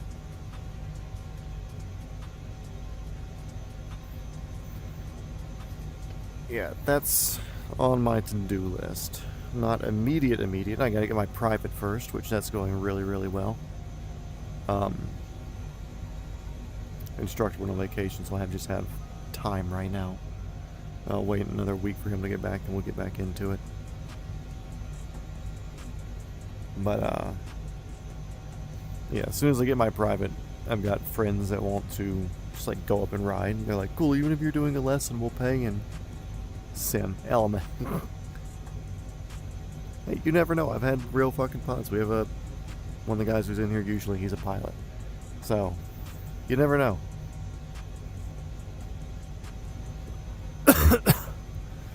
But yeah, speaking IRL stuff, I want to get my instrument next, obviously, after I get my private. It's just going to be a bit more expensive renting the helicopter to get to do instrument rating.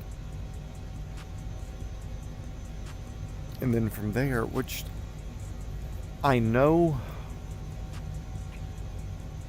with fixed wing stuff, I want to say there's a turbine turbine add-on, or I was going to say rating, so adding, there's a turbine add-on or rating that you get fixed wing.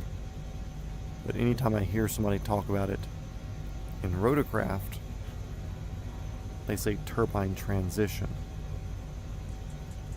So I don't know if it's a full testing and stuff that you have to do, or if it's just whoever you're working for or flying for, they say, hey, we want you to fly something turbine for us. We'll get you up to speed and sign you off to fly. So I'm curious what those differences are.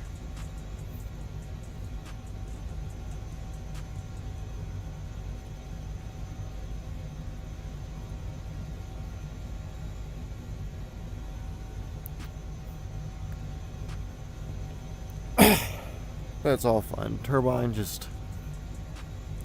I mean, at the end of the day, if in real life stuff, turbines are much more fucking expensive, but they're much more powerful. And if you're working for somebody who's using the helicopter to work and make money, typically the amount of money that you make is directly related to the amount of weight that you move with it. Whether it's people or equipment or water to a fire, the amount of weight of students that you move through it, teaching them, the more the helicopter works, the more money it makes. So even if you're using a little Robinson R22 or the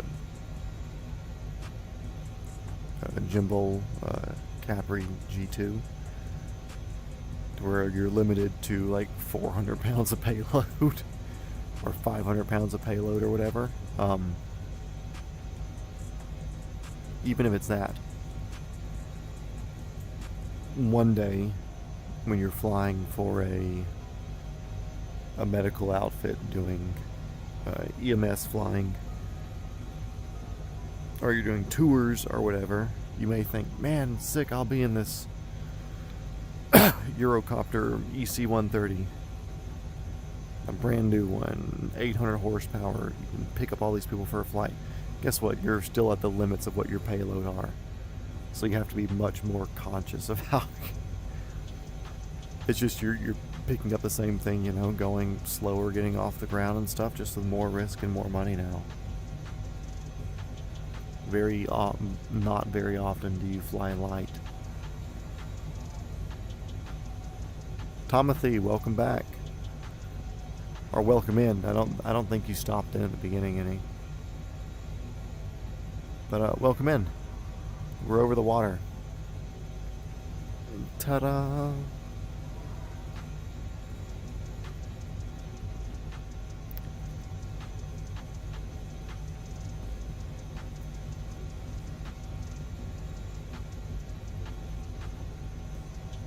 Oh yeah, weighs less, carries more. Much more efficient. But then if whoever you're working for is smart, they're jamming it full, so even if you're not doing the whatever payload capacity of a Robinson R22, you know, like you're in something like this and they put a full load, like if you're doing offshore operations or something with this, you know, you're putting 10 people in this fucking thing, plus their luggage. You're gonna be moving stuff somehow or some way. It's just all part of it.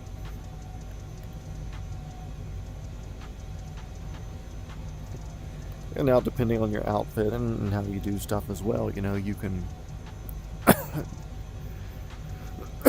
excuse me, definitely have power in reserve. You know, if you're doing tours in an H-125, the AS-350, and it's one of the newer, like B3 or B3 Echoes or whatever, plenty of fucking power. And unless you're putting a whole bunch of fat asses in there, if you seat it full of 3 people in the back and you and the co-pilot up front, you know, you're well within your payload capacity of that. Better in high humidity. Well, that's also like better, yes, but it's all relative. Because, like, let's just say, like, obviously humidity takes power away from an engine. If you have a 130 horsepower engine from the Robinson R22, or 124, 131 takeoff power, let's say you lose 10% of your power on a super hot, humid day. Well, then you're down 13 horsepower, which brings you down to a lot less on something that's already very, very minimally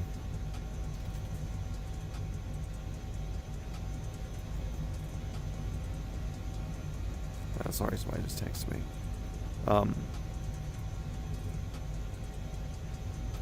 30 gust, oh wow. Sounds fun. But yeah, so if your Robinson's already struggling to move you around, then you get hot and heavy with it, or hot and humid, you're losing the power that you couldn't afford to give up. But at the end of the day, combustion is combustion. I'm sure turbines are slightly better at eating humidity, but you're still going to be losing, for sake of the argument, we'll just say 10%, like the Robinson is, and yeah. And you're losing 80 horsepower from an 800 horsepower turbine, whatever.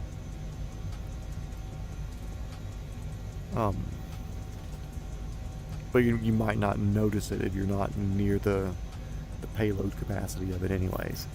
But turbines are also made to eat water. Like, if you watch water ingestion tests, they're so fucking wild to see. That's also like on big sorry, high bypass, like turbofan engines, on jets and stuff. Were you doing it work related stuff, or was it more of a personal go out and do stuff?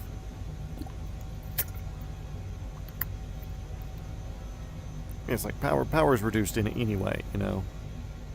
They just may have more to lose. It's like if I lose 50 horsepower in my fucking 1992 Toyota Paseo that I still have, I'm gonna fucking notice it. If I lose 50 horsepower in a 10,000 horsepower drag car, you might not notice it unless you're looking at like hundredths of a second in the quarter mile time. So you went and got donuts? Hell yeah, that's the appropriate thing to do. $100 donuts. You think $100 hamburgers are a waste of money? Wait until you see $100 donuts. Okay, we're getting closest to the shore off to the right. I still can't see it though. Maybe like a slight haze over the coast. Ooh, nope. I definitely see mountain in front of us now. I don't know if you guys can see it, but that right there. Come on, laser pointer, do something. That right there is definitely mountain, which I think you guys can see it better than I can. I think the headset kills the quality for me a little bit. But I think y'all actually have a higher viewing quality.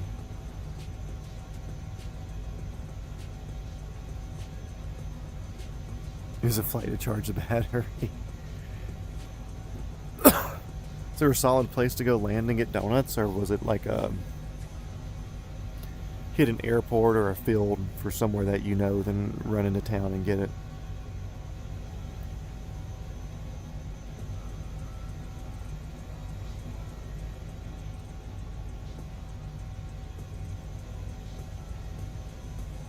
Also, I have started scouting places that I could get in and out of with a helicopter,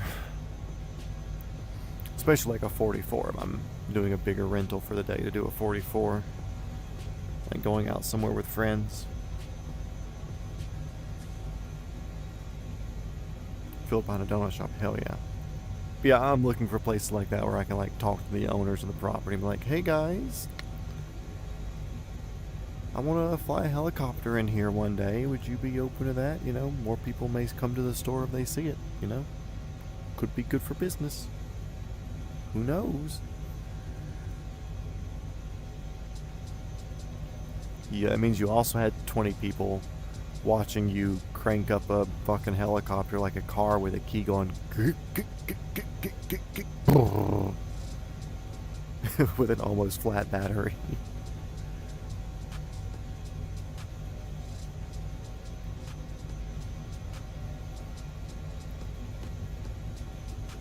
I feel like if I think at 22 people kind of can just like get over the fact that it's a piston engine. But I feel like if I had a 44, I would almost tape a fucking speaker to the outside and play turbine sounds under startup. Like get like a good Bell 206 sound because they have like a really, really good throaty ignition once the fuel's introduced. Because it's always like a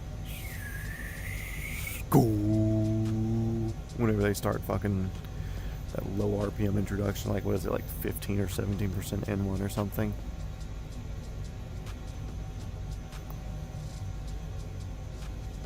I would put a fucking JBL speaker on the outside and play that during startup.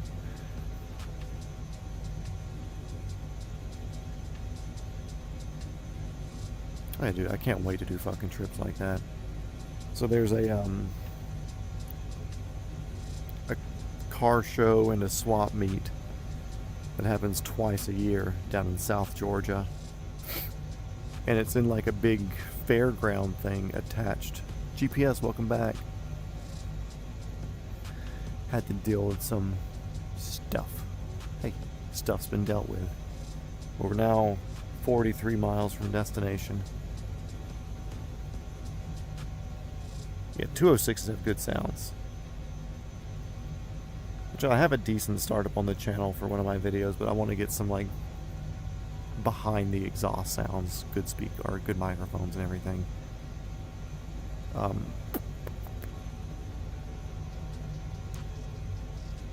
yeah, so there's like an old car parts and car show and car sell corral swap meet every year in a little town called Moultrie. Water's pretty still, yeah. We also went up to 3,000 feet. I was hunting for wind, but we're close enough now to where I don't care that much anymore.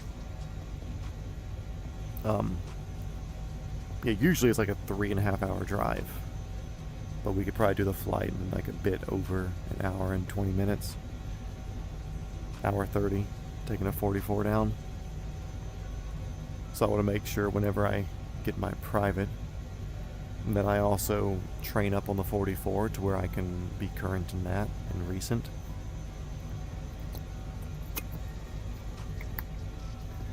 Because my dad and his homies want to go down there, I'll pro-rata the shit out of them, and we can fly down to Moultrie in a fucking helicopter and do like a day rental with it.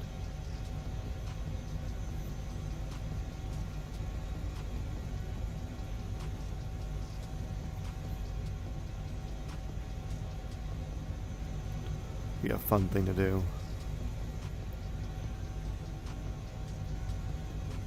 Because obviously I'm already going to take my dad up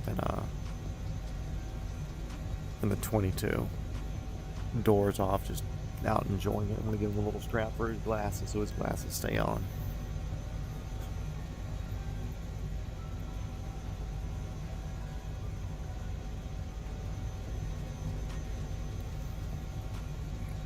Getting close, getting close. It is a bit hazy though.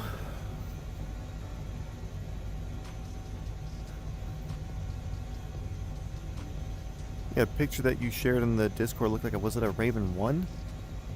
Flying old school shit. Not old school, just lesser optioned. Yeah, looks like a Raven 1.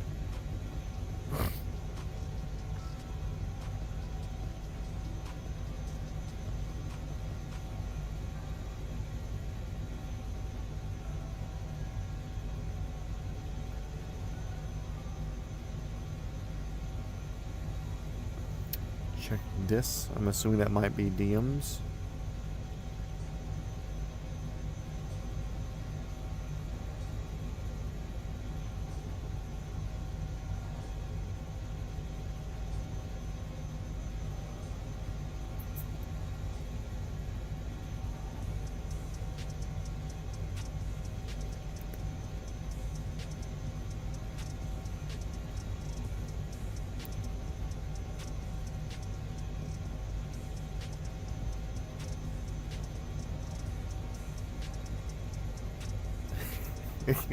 God damn it, I just had the stupidest fucking thought in my head.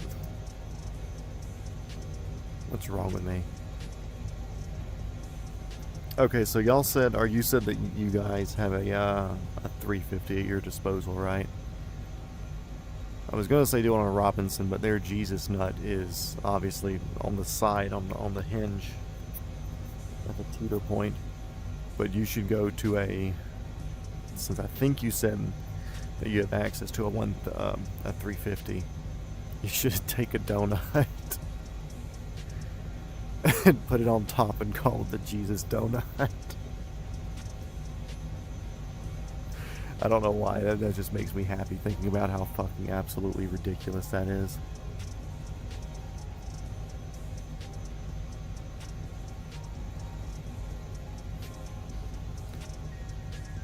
Let's see. Still not showing anything DMs unless you've sent something or you're talking about something before.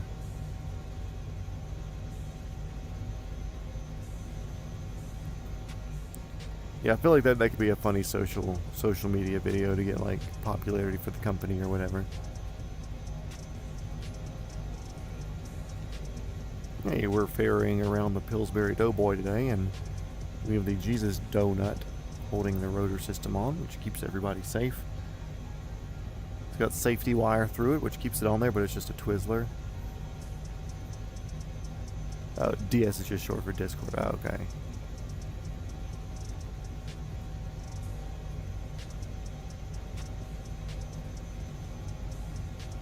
New hip lingos.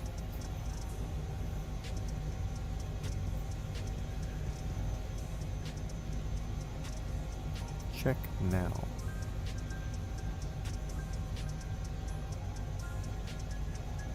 There we go.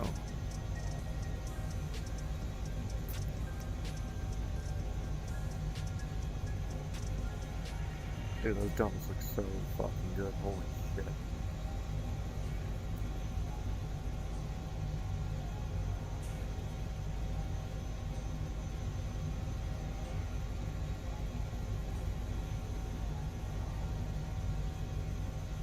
Damn, that's making me fucking hungry.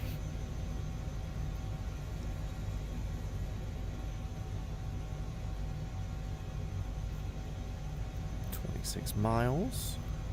Coming in. The $200 donut trip. I mean, technically I've done a $100 hamburger, but really it was a hamburger with the excuse that we were burning fuel because the fuel guy put too much in there for us to do autos on a hot day. Or to start learning autos on a hot day, so we did that. But when he gets back, we're going to start actually getting into autos, so. Oh, but I was saying earlier, Tom, one of the things that's surprised me out of flying is that right now I've done, with the exception of pinnacle landings, or purposefully doing pinnacle stuff, with the exception of pinnacles and auto rotations, we've done all the other skill stuffs. Hover autos, slope landings, quick stops, hovering maneuvers, flights, blah blah blah blah blah, whatever. We've done it all. The hardest thing for me is getting approaches figured out. Because my brain thinks, like, cool, we're in a helicopter, we can just slow down more if we need to, or we can go faster if we need to. But I've finally been able to, like, lock in on my last couple of approaches. Like, okay, cool, we are set here, and you set the whatever point you're aiming for, at whatever point on your windshield or above the glare shield or whatever. But yeah, it's not that landing's hard, but doing an approach to exactly where you want it to be was more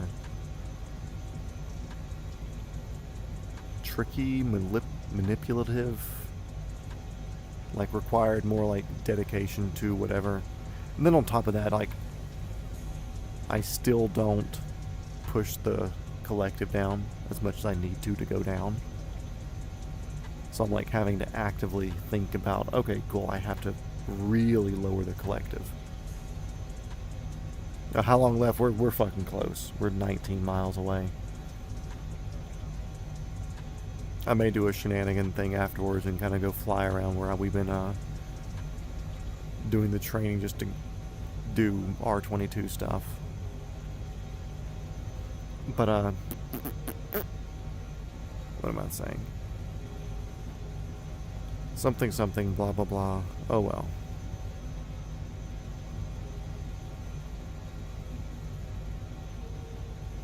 Oh yeah, and also I think you were in here earlier, GPS, when I was talking about it, but the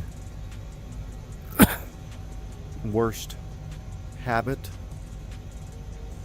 that I've carried over from the sim is steering with my pedals. And not watching the trim strings enough. It's like we'll be doing a turn to get into like making the base turn or the fucking downwind turn or the final turn or whatever, you know, whatever thing I need to be turning for. And I'm not using tilt, the cyclic to the side and pull back to, you know, tilt the helicopter and pull into the turn. I'm not doing that enough. I'm kind of like partially doing that and partially using the pedals, and have to get out of that habit.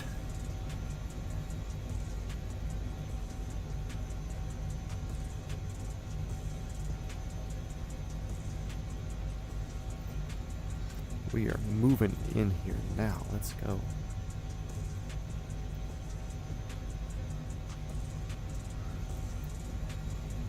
Okay, let's see. Let's get my seat adjusted. Scoot forward a wee bit. Get my feet on the pedals here.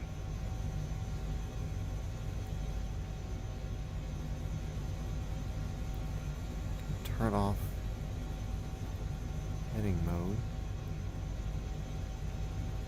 Slowly fix my cyclic.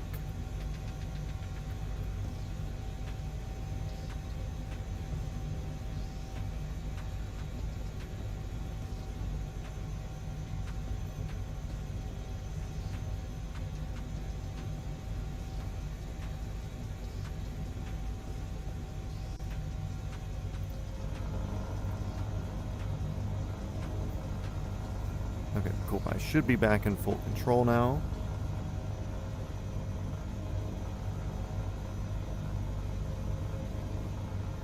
That went smooth. Discord won't update. Oh, that sucks.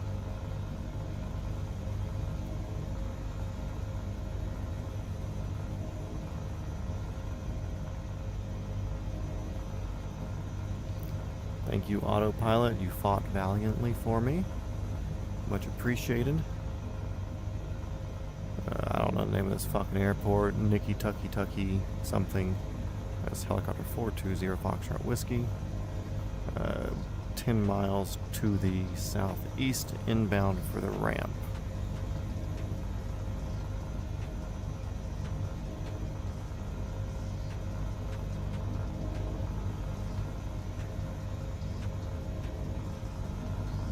Discord does that. Also, I need to... I'm sitting straight. I felt like I was crookedish.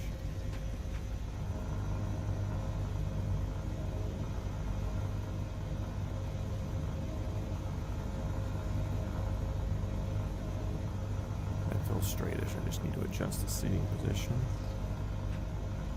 All forward. Yeah, cool. I can deal with that. Nope, slightly crooked. I cannot deal with that.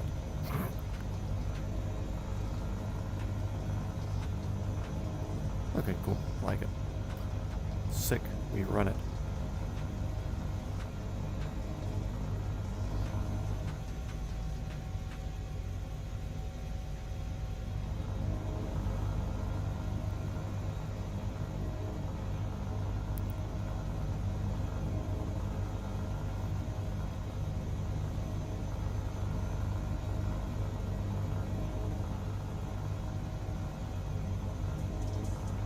Trim is released. Get rid of that. Get rid of that. Maps and places.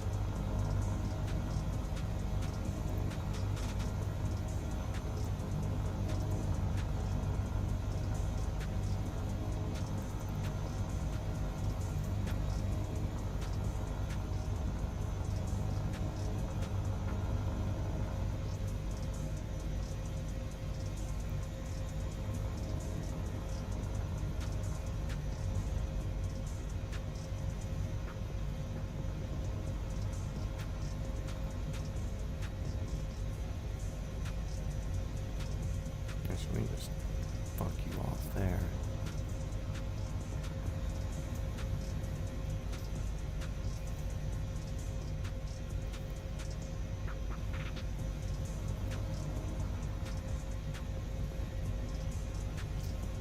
EFBs are put away.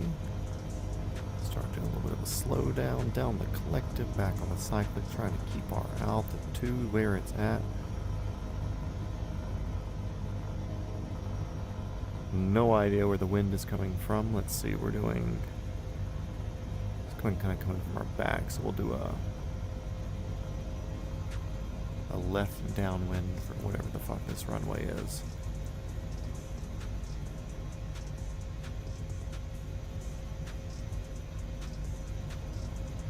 .500-foot pattern right now.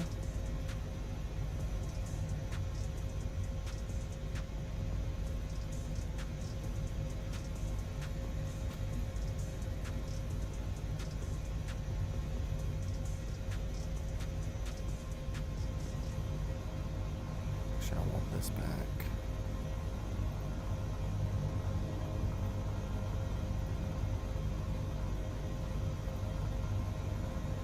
Making sure the trim stays released. I don't want it to fuck me up like I've done before.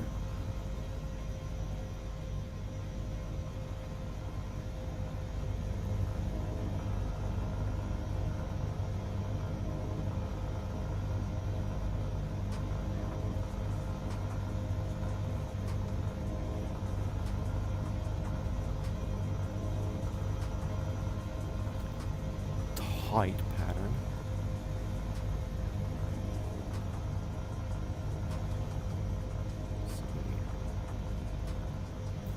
Sure.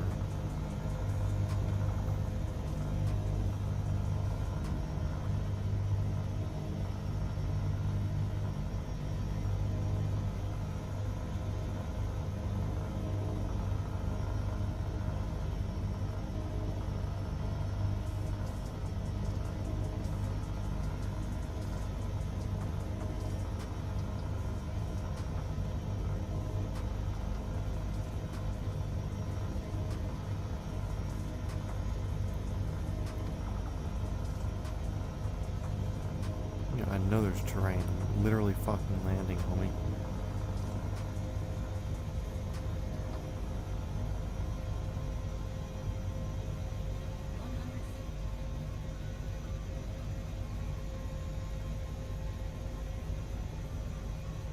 What's this van doing? Parking brake is off. So we'll set it down and we'll drive it in.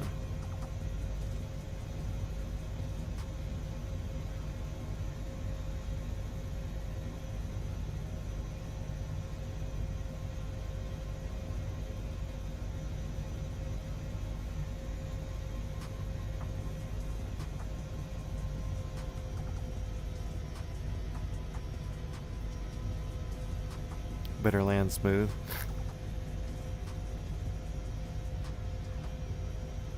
Why wouldn't I? I don't want to risk this trip so far. It's a pretty boring water crossing. I don't. The least amount of risk for that one that I want to do is what I want to do, you know.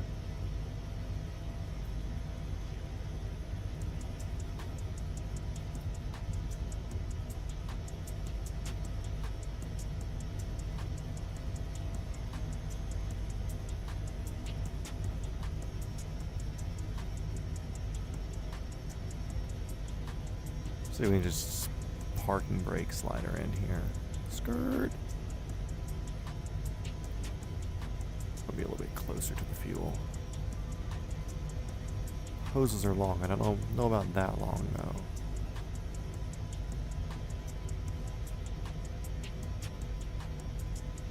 Cool. There we go. Let's hold that still while I pop these dudes down into idle.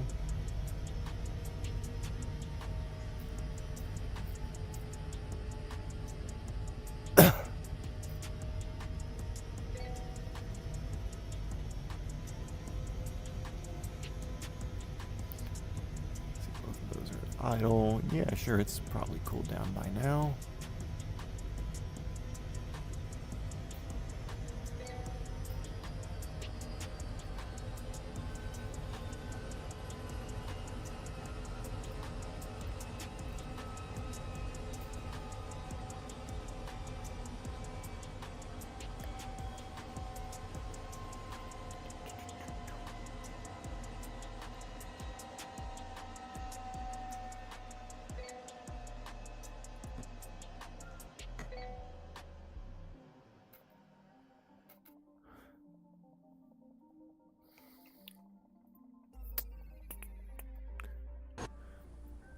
Okay, there we go, guys.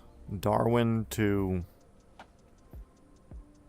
whatever the name of this place is. Xanana Gusmao.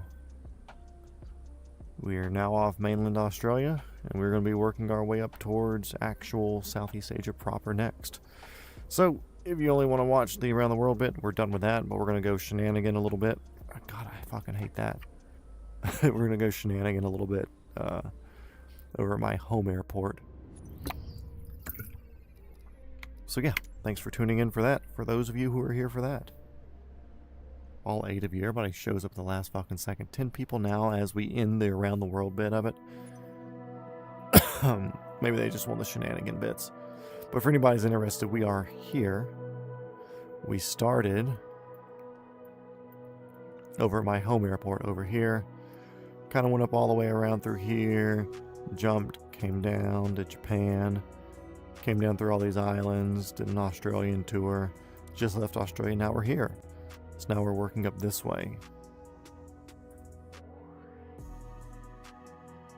Banana Airport.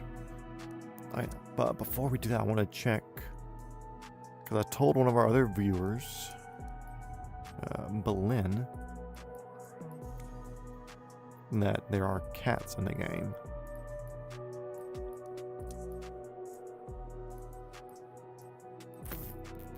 World photographer, that's it.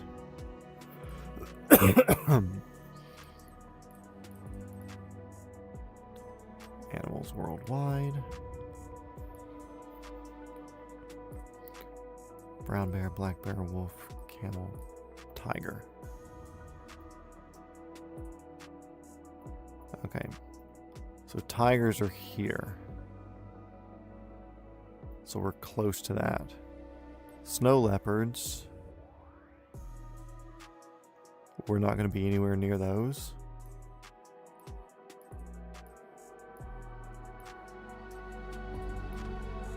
Monkey.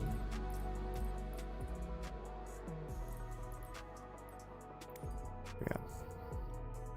Tiger. That'll be there on the bottom of that island. Back to main menu, free flight. So yeah, that'll be 3-4 days, probably 2-3 days from now. Somewhere around here. No idea how to find them. I'm gonna have to watch videos of somebody finding them so I can at least see what it's like. She's requested tigers for the series, so she's going to get tigers. So let's get up here to Henry County. Let's take off from my helipad.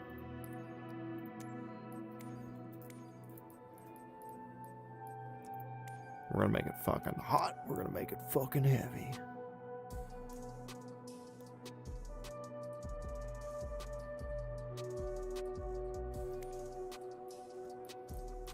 We got a blue one now.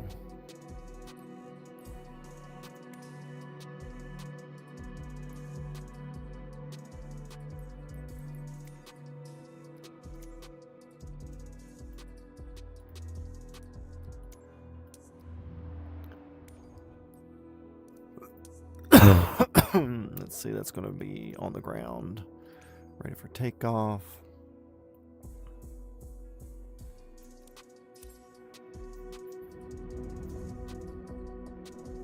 This thing crooked as shit.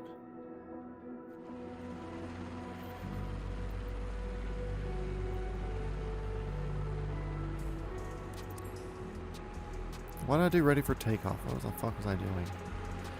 Here, we're restarting that. I want it to be cold.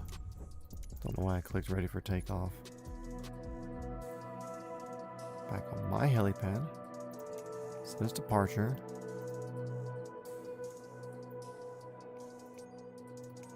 Shut down.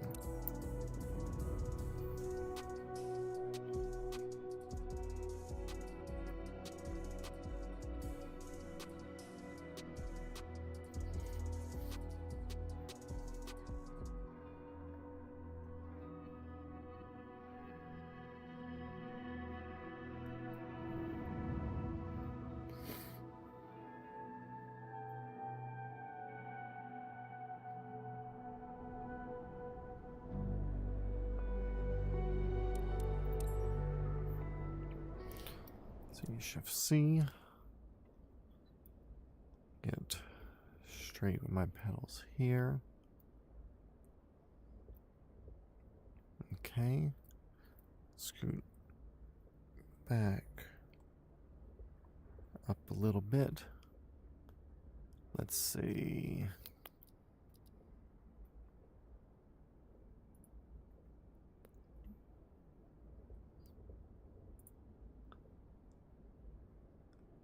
There's a way where I could change.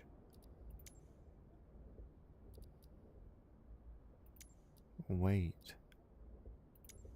Was it in the tablet here?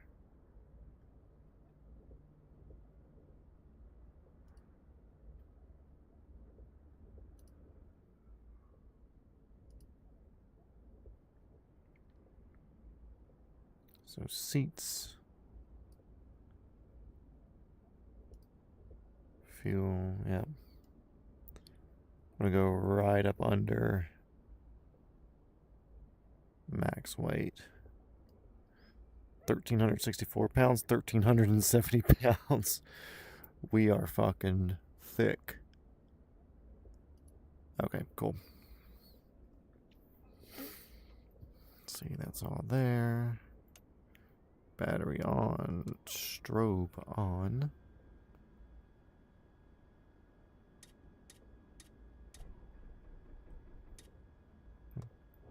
Sorry.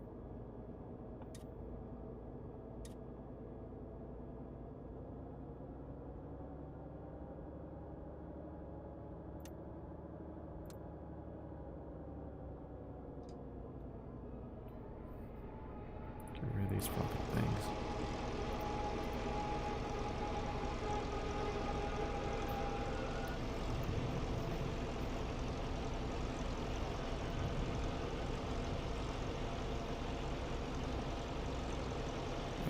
Clutch to catch up.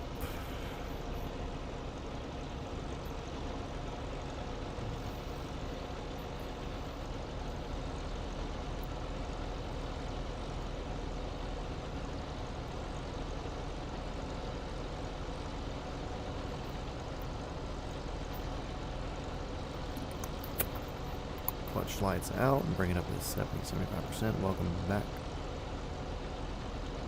Well, we landed. Nothing too exciting. Back to my home airport. We're going to mildly shenanigan. I've got the helicopter topped up to 1,364 pounds out of an available 1,370 pounds. So keep that under 80%. Go left mag, 1,000, 2, 1,000. We got a drop.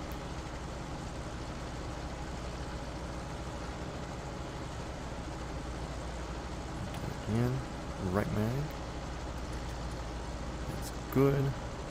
So now we take her up into governor range.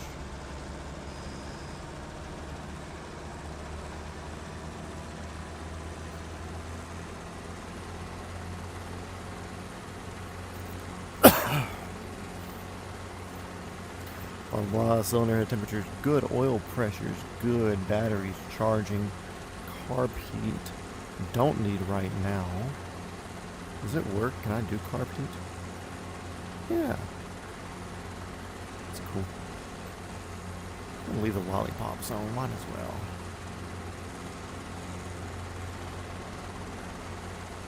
Slowly picking it up.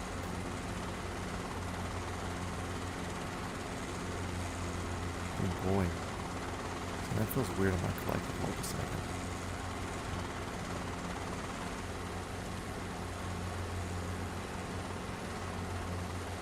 Oh, it's just my base flexing a little bit. Okay.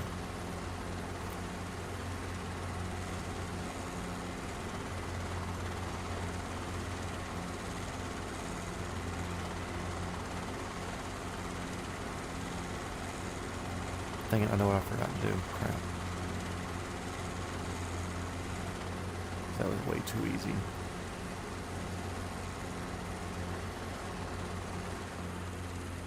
Hey, lady. All the doors on here, though. It's way too easy to fucking pick up. We weren't loaded down yet, but now we're loaded down. So now we can actually struggle to fly.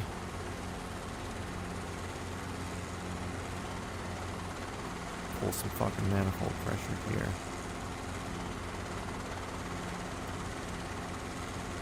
My base is flexing. I need to work on that.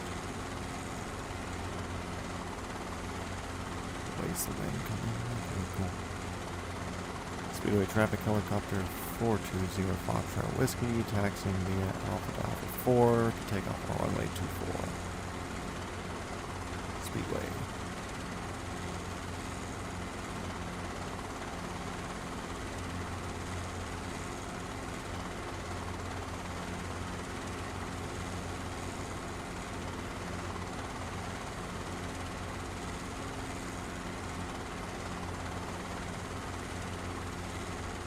Yeah, we still have way too much fucking power right here. I'm gonna treat it like it's heavier. Let's see somebody commented. Let me see what you said down there real quick. Hard to read and do small, stable hovers at the same time.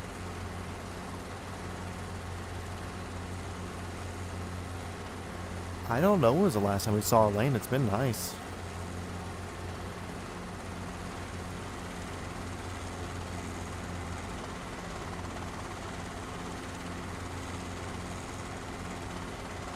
Collective basis flexing, that's weird. Need to fix that.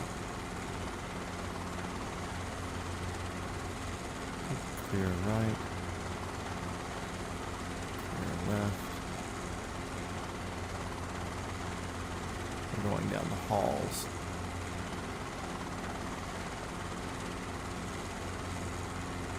And balloon.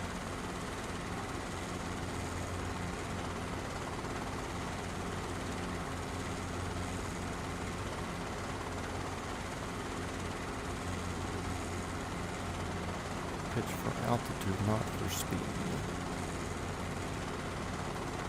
Mod testing.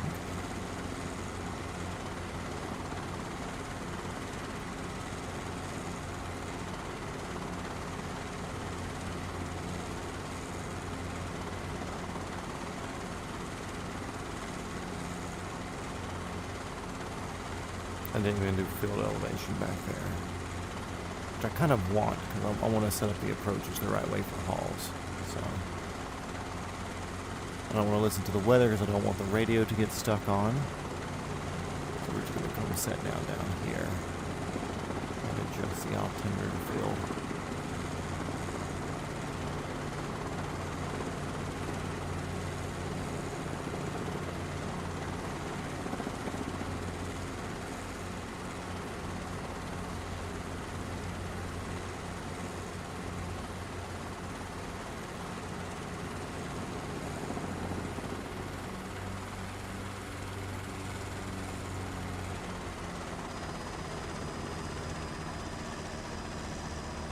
Hello, rotor speed. You got it, bud. You got it, bud. That was an aggressive quick stop for you. I know. There you go.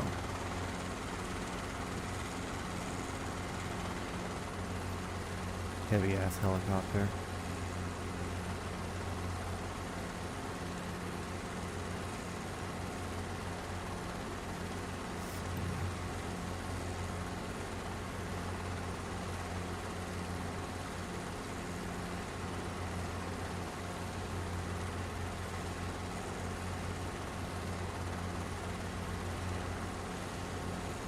Let's go 3017.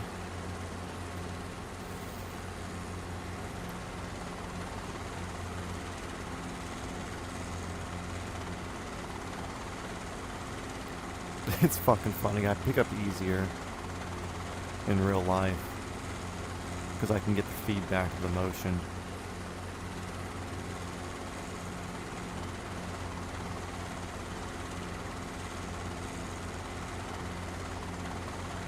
Anyway, let's get out here and take off.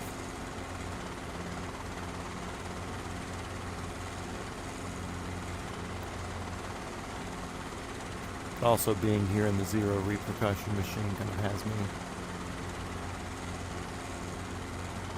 going a bit more aggressive with stuff.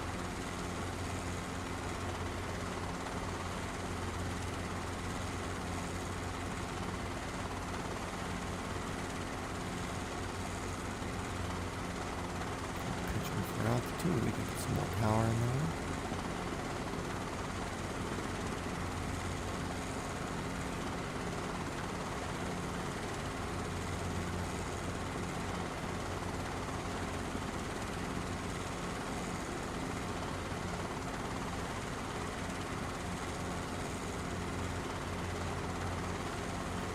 Speedway traffic helicopter 420 Foxtrot Whiskey departing to the southwest to Hall's Flying Ranch will be orbiting at or below 1,500 feet. Speedway traffic.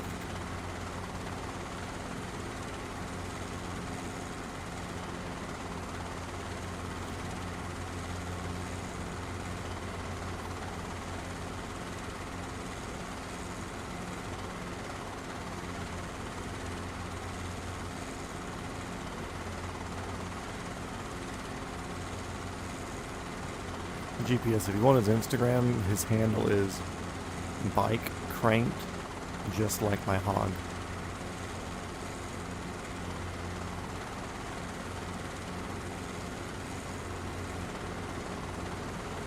Welcome to Hall's Flying Ranch, one of the guys that owns, or is one of the instructor type guys here. He is a partial owner of Hall's Flying Ranch. And fun fact, my instructor actually lives down here right now, so cool.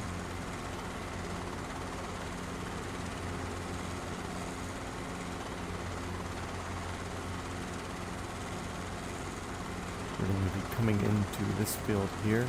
Why would you give it away? We're going to be coming into this field here. Looking at our wind, it looks like it's coming from that direction.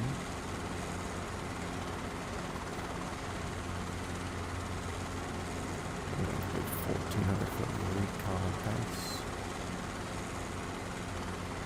Not turning with my fucking feet, turning with my cyclic. And honestly, the trees are a lot fucking taller in real life. This looks easy as shit here in the fucking sim.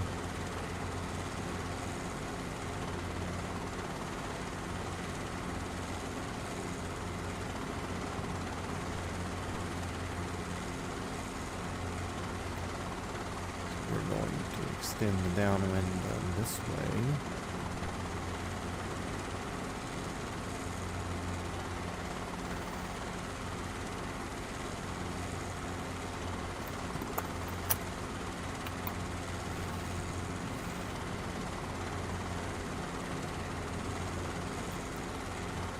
Kind of do an about face turn into a final. Right jaw.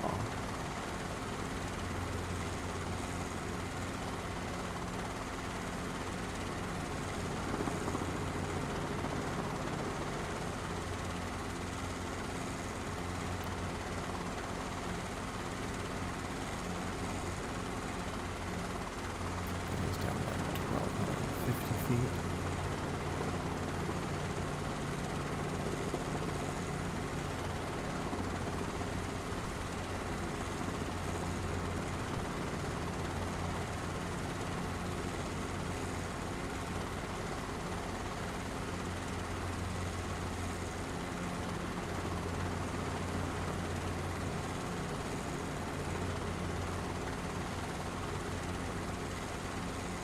What do you mean it can't be true? That's obviously what it is. Cool. Not getting below 45. Waiting to get my spot over my glare shield.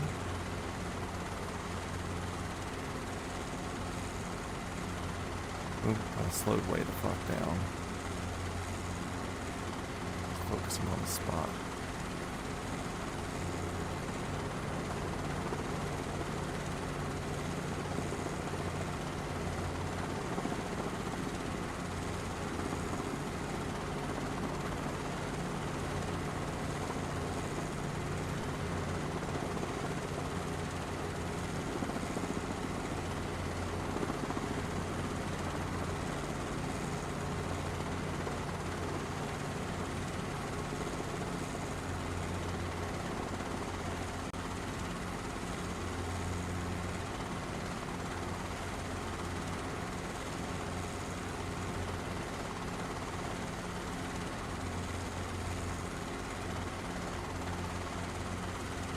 These trees are way fucking taller in real life.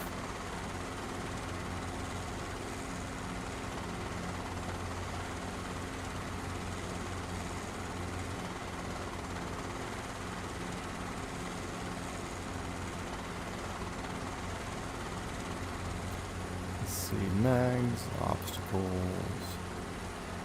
W winds, take off power, A is something. It's clear.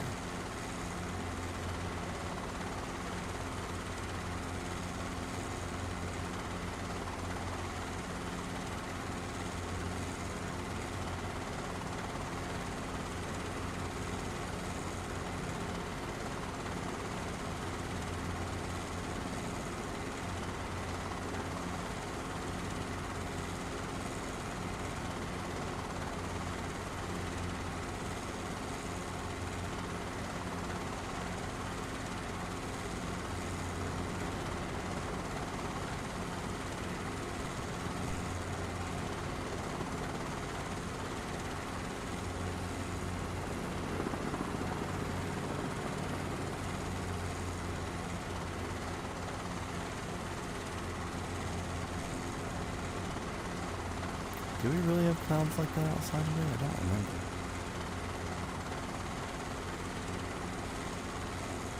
You don't have enough evidence? Bike cranked, just like my hog.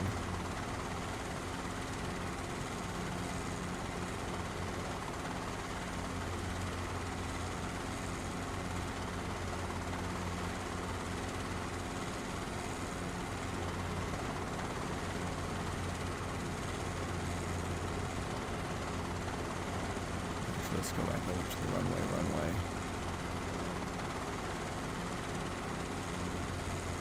I'll do some spot approaches and really try to nail them, you know? Yeah, most of the training's been around here, because this is the home airport, you know? So, we call that a farm, we go over train at a farm. month.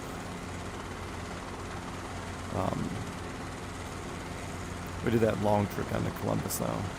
Long being 62 miles, I think.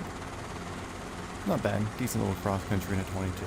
Fucking hot though, since we were taking one down and picking the other one up and bringing it back.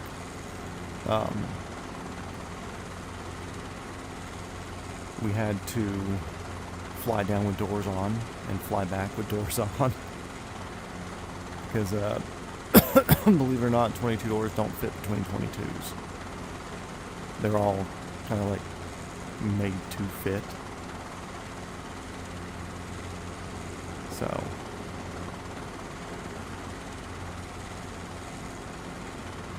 Dude, I wish this thing had trim strings. That would be so nice.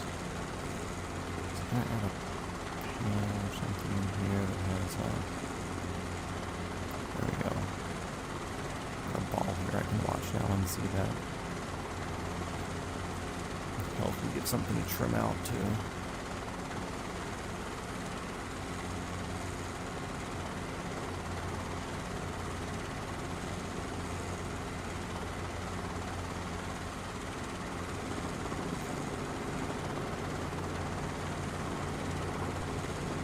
Also, helicopter in here is way more twitchy in the air.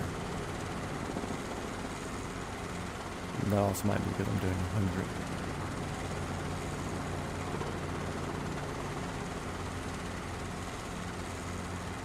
Good wind coming from that way.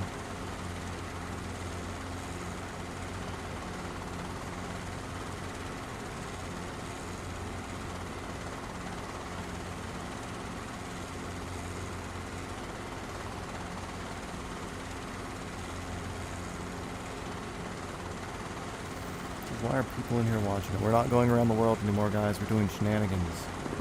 You missed the around the world bit. Thanks for being here.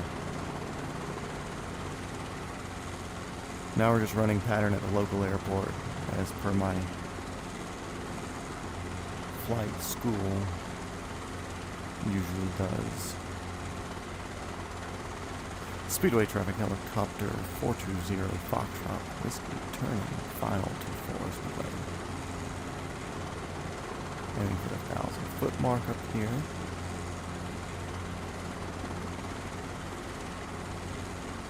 Let's do like middle of the windshield type thing.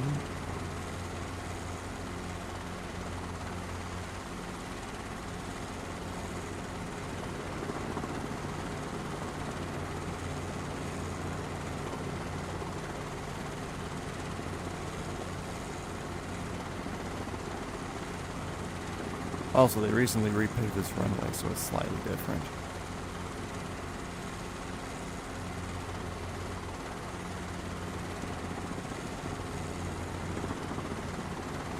Oh, this fucking headwind's killing me, Jesus.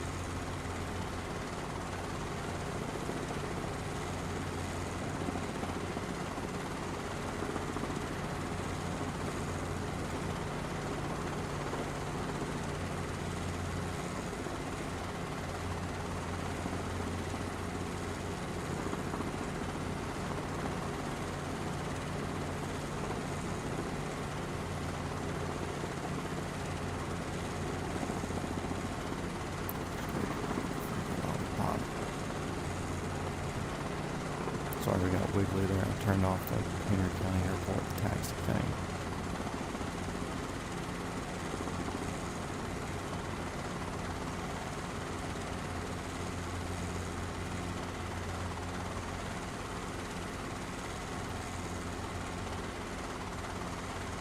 Preparations for the 240 runway happening. Oh, okay. That's a sleepy little fucking airport down there, dude. Like, dude, that dude at the tower must be so fucking bored all the time.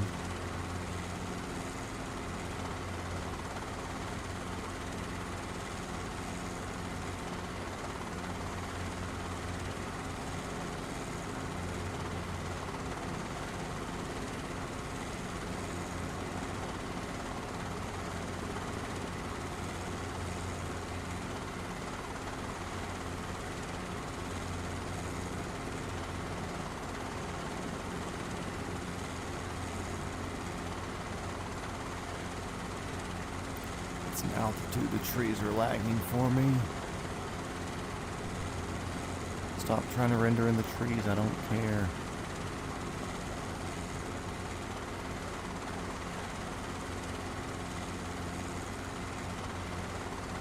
I'm just being the world's most boring helicopter pilot doing approaches.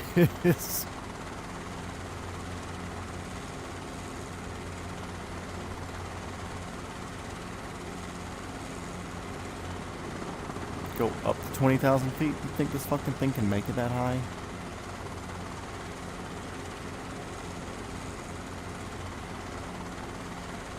I don't even know how to cheat the game to get it up that high.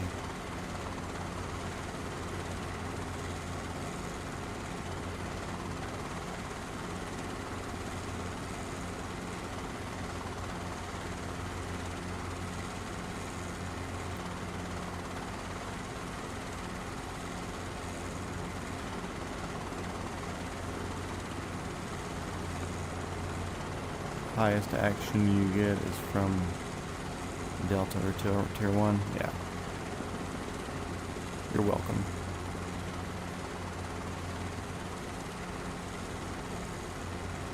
A very tall approach coming in. I'll keep this forward airspeed here.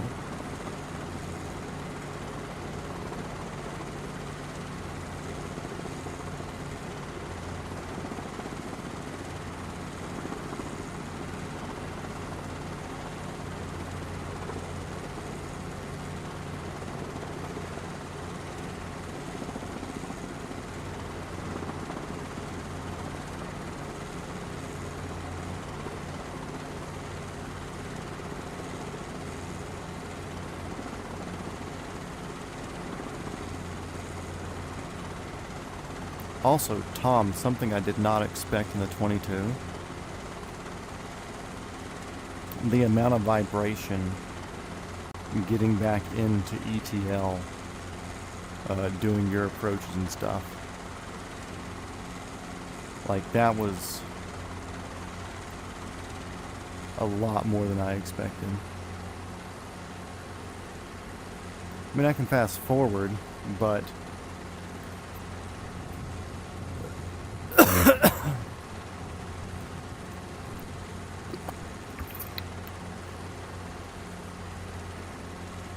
Deep Blue Ninja. That is not Tom.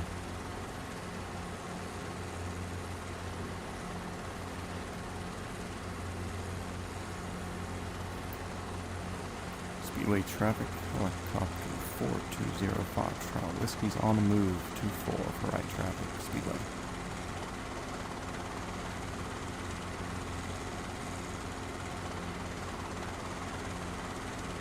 Pulling power doesn't mean nothing to me. I want all of it.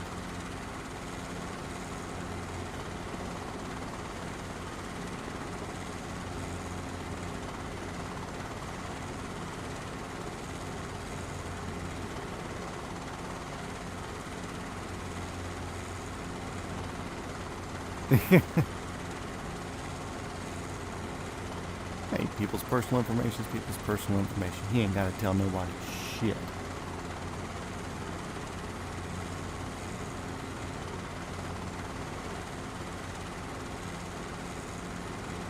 What direction was our wind in again? Kind of from over here. So we'll headwind and see what sort of altitude we can get headwinding. Just for Tom.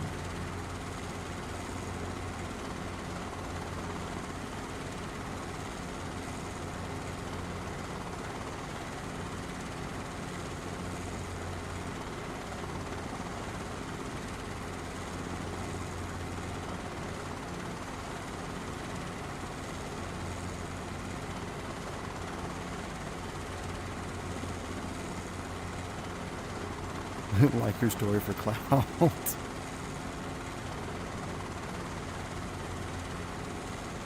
So I can find you and fly at the same time.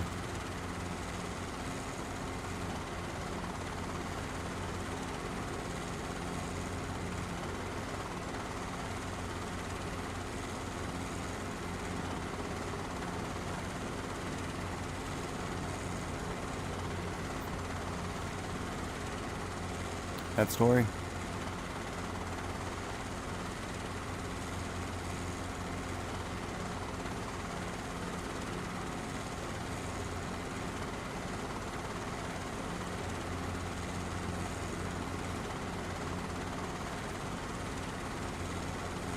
You found the really lane? Oh no.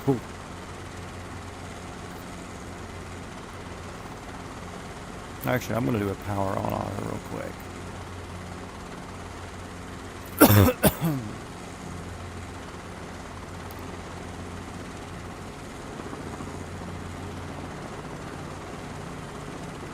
wind is fun though. Throttle down, going off.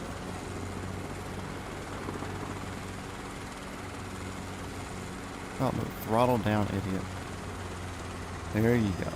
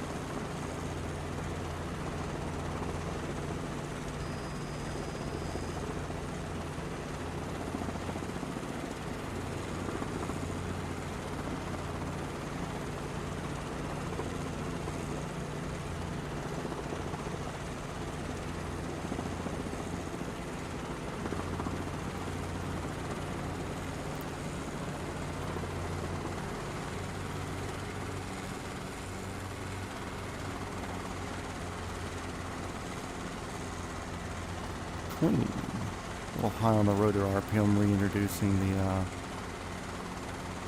throttle, but like usually I'm doing fucking full downs in this because it's zero repercussions, you know. Go fucking slam on the ground, no big deal, no risk to the bird.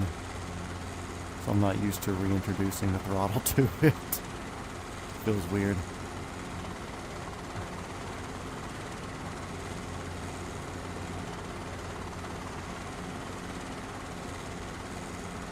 No, I don't want to do in training.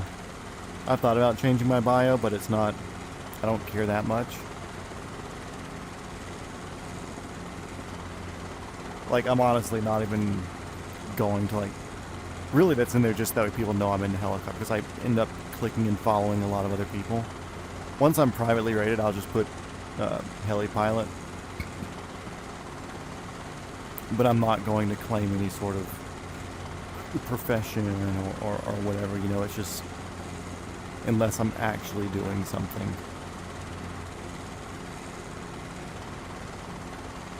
GPS, you better have posted a really lane in the fucking Discord. I know, but Discord's fucked up, dang it.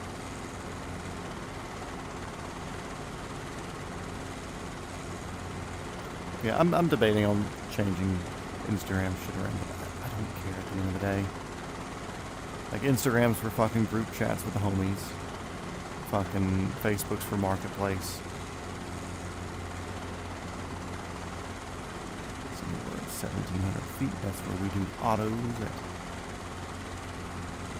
our place here.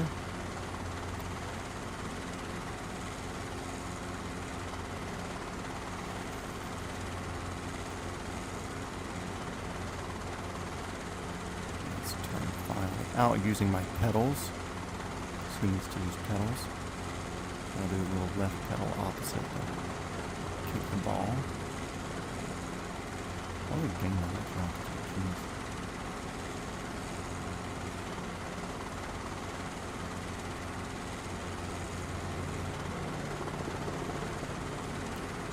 Let's see. Governor off, throttle down. Hey.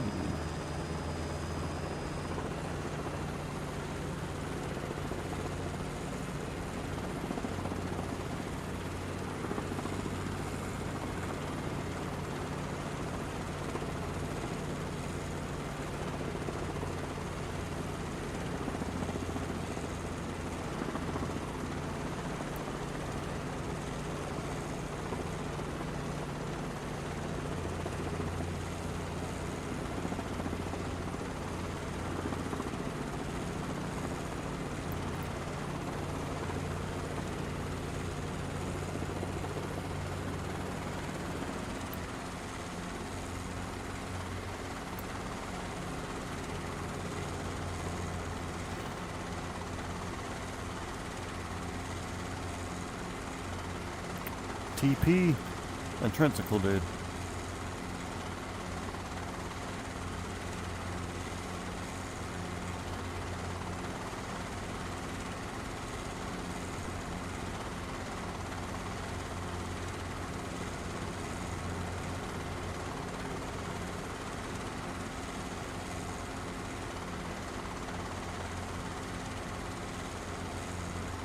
A different Trent Palmer.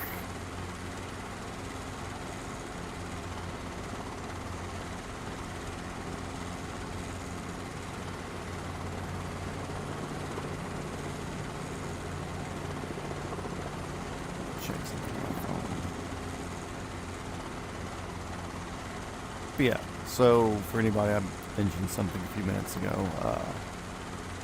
The 22s are more violent in ETL than I expected, which ETL is effective translational lift. And basically, your helicopter turns into a mullet for a few seconds.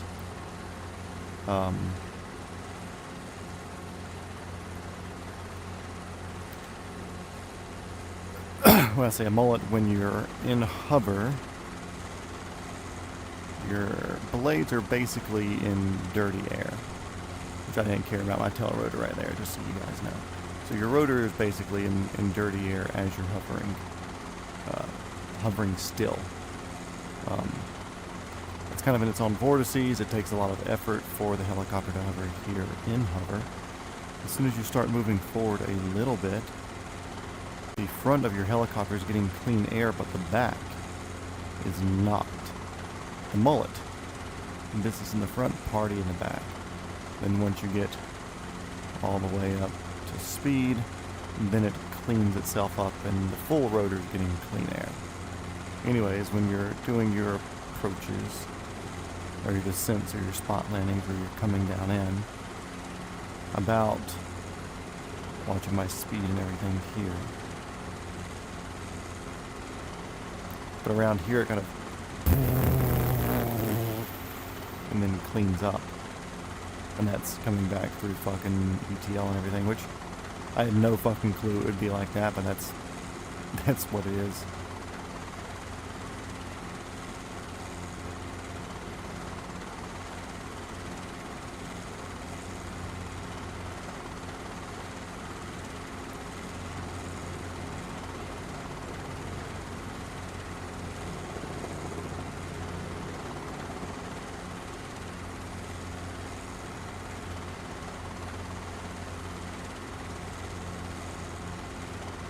I really want to do the cone work again, which I'll do some cone work once I'm doing solo. I don't think I need to waste any time with the instructor while I'm paying him to be an instructor, you know. I don't think I need to waste any time doing hover work with him, because I was already able to like pick up a cone with the fucking skids and maneuver it around and everything. So I don't think that's necessary. But once I'm doing some solo stuff and I have some time or whatever, or if I'm giving like a friend a ride in a 22 or something, then I'm definitely going to be doing the cone stuff again just because it's fun. And I want to wear the little Insta360 on my hat instead of my chest, so you can actually see what the skid is doing out here.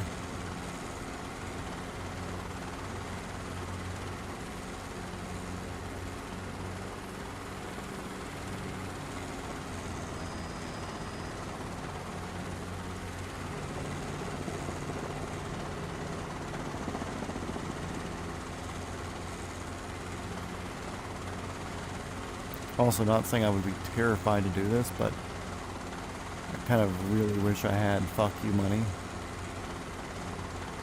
And just to get like a little R22, just like do muster flying around just because it looks fucking fun.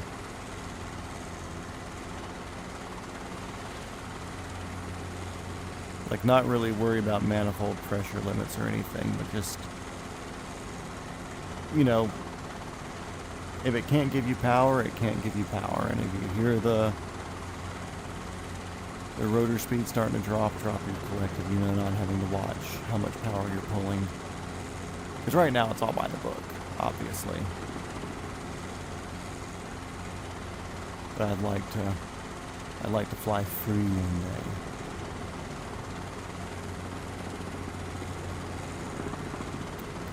Or like a G2 would probably be better. That way I'm not worried about a semi-articulated underslung rotor system, so I can actually like push forward or whatever. But either way. Oh, also there was actually a plane crash on this ramp. Or not the ramp, on the runway. It was like a...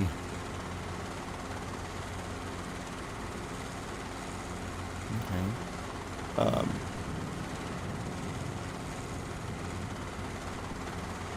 I won't say a Baron. I don't think it was a Baron. It's like a Piper twin engine or something. Does the game have NA40 bongo? NA40. What the fuck's an NA40? I know the DA40.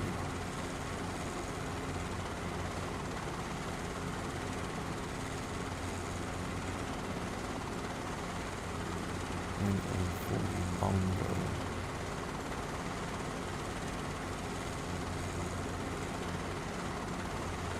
Ew, what the fuck is that thing?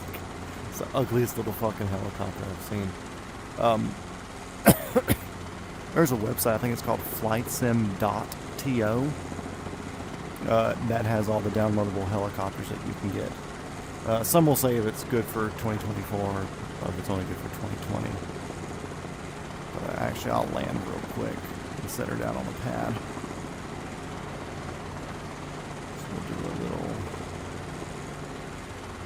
one of these things.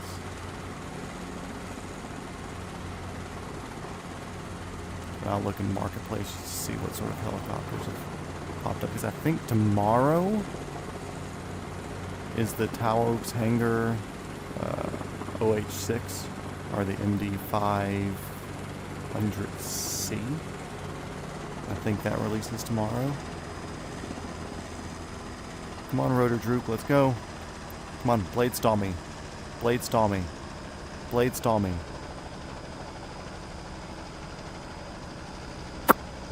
Oh. Oh well.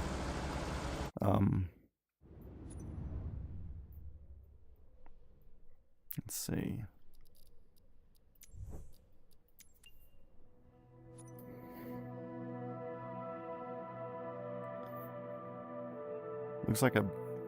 It looks like somebody took the G2 and took like the photo editing things where like you grab and squeeze and they made it pointy. That's what it looks like. Let's see, Marketplace. New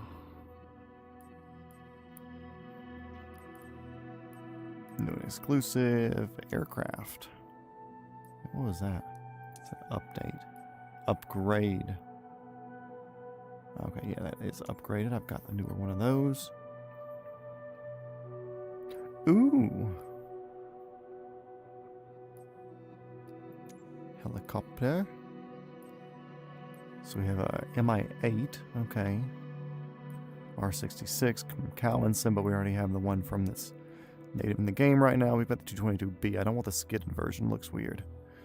Apache, don't care for, really. BK-117. 105. That's tempting at $10. What do the reviews say?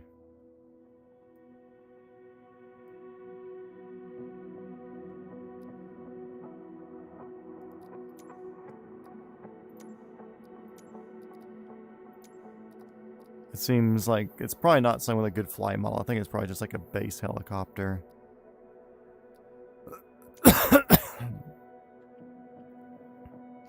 Yeah, 53% 1 star. Not worth the $10. Yeah, I think those are like base helicopter flight models, and they just do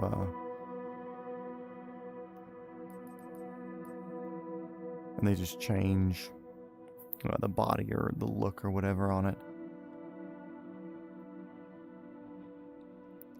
Let's see. Another 2.5, not interested.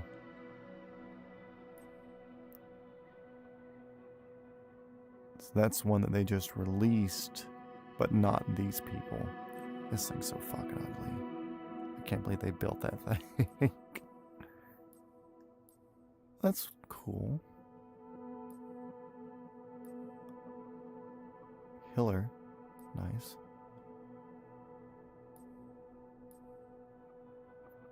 MSFS2024 did a 22 too? 2.0, okay. The llama. If they had a gazelle, I'd probably get it. It's a 341.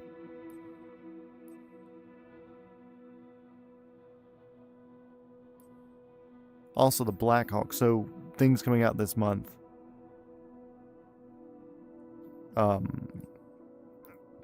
Things coming out this month as far as helicopters.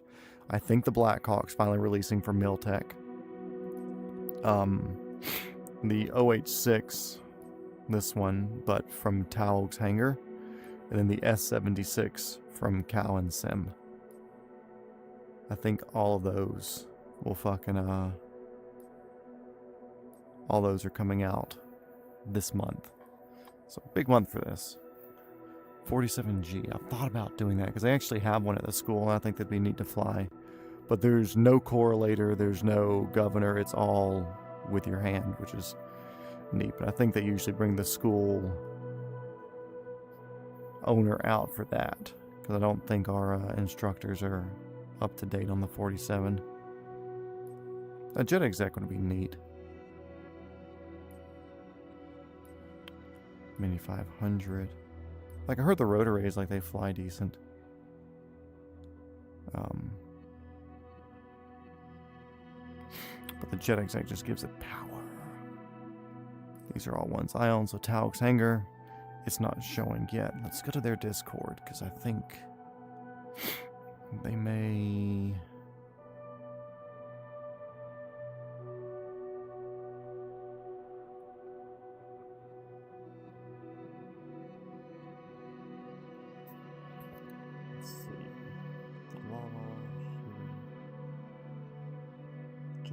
Discussion.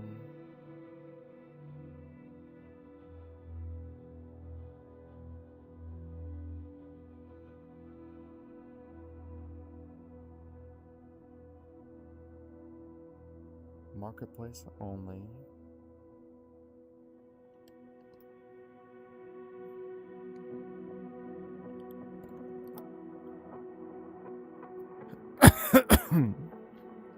So yeah, it should be in here. But I don't know if it's doing it in Eastern time or whatever. Actually, can I go to Taog?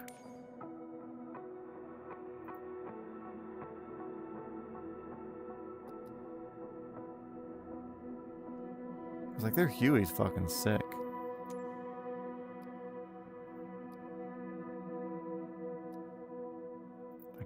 Wish I could go to their just stuff that they do. Okay, let's see what airplanes are fucking around. Airplane. See if there's anything worth spending any money on. Oh, speaking of weird planes. One that landed yesterday. An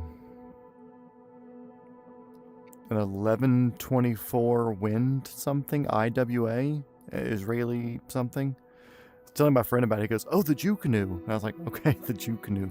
But it's a fucking jet, like a Citation type of thing, but it's like mid-wing. So it's not a high wing. It's not low wing, it's like a mid-wing. It looks so fucking weird. And Saab, I don't think a Saab would fucking work.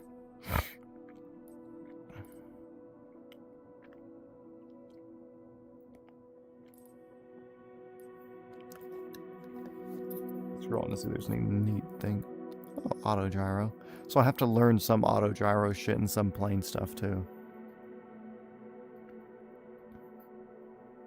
Heli Go Land. That sounds like a helicopter only place. Casey's. How the fuck do you fly this? I'm super interested. Hold up, what the fuck? Because you're not in it. What? How do you fly the drone? I don't want to download it. I want to spend the fucking money on it, but that's interesting.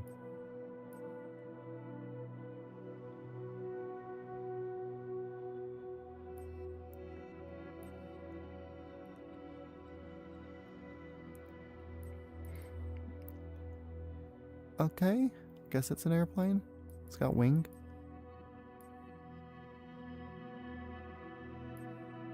Dude, a fucking B2 would be so sick. How much is a fucking the good one?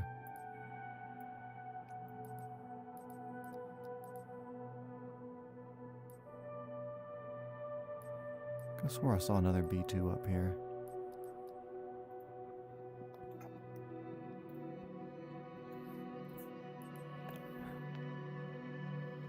Nope, just that one. For 25 bucks. I'm not spending 25 bucks on a B2. Oh shit.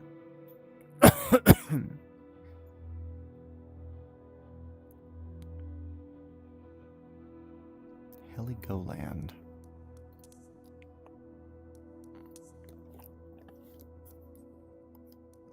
Let's see.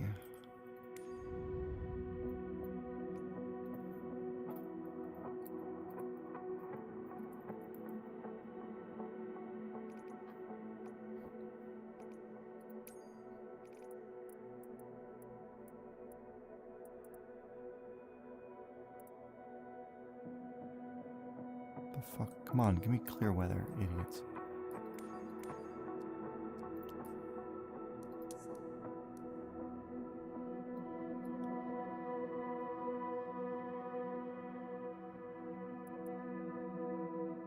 What the fuck are you talking about?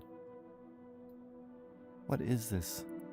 What am I looking at? Is it just not rendering in? Oh, there we go.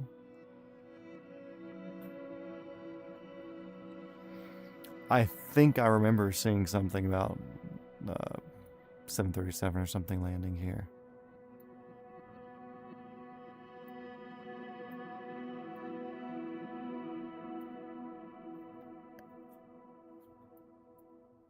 Okay, let's see. How far is that from here? Says arrival.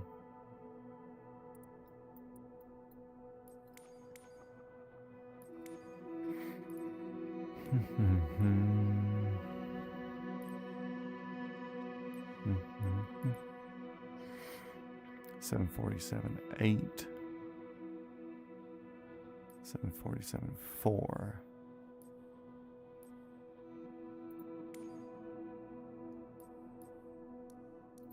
Configure. Fuel. Let me save it back. Let me set a place to take off from.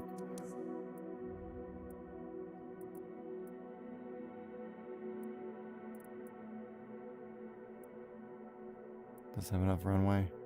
I'll make it have enough fucking runway to take off with. No, that's definitely unimproved. Yeah, too much wings.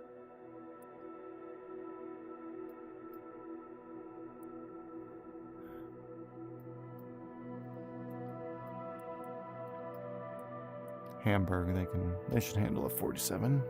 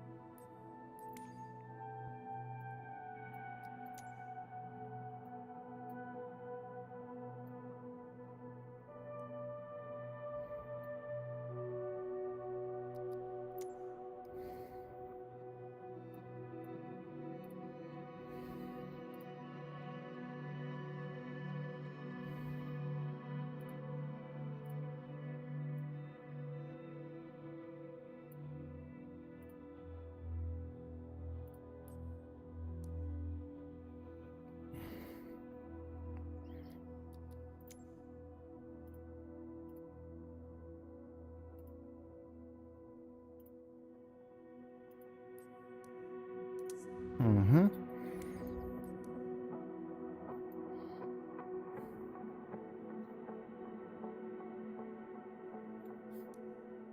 Heligo Lambaba?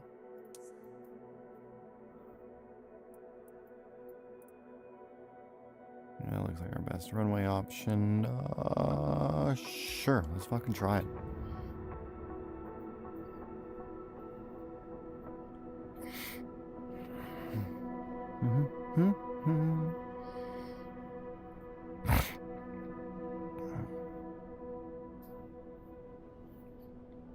Can't wait to be sitting fucking 30 feet off the ground.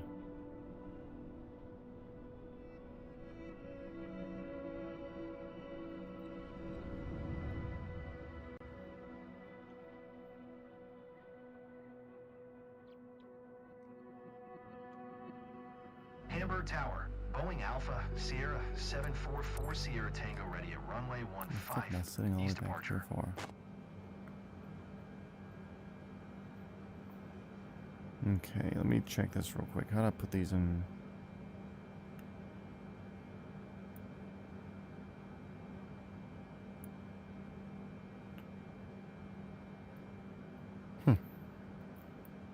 Parking brake, throttle up. Oh. It's freezing for a second.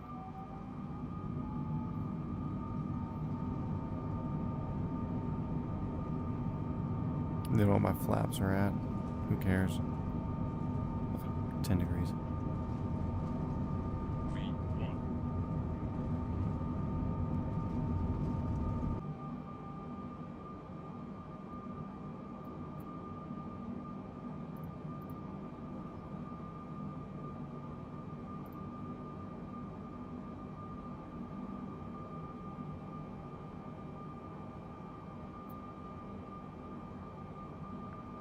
Sierra Tango. Yeah, it's Did you hear my like last right up transmission? in the fucking sea right here. It's weird.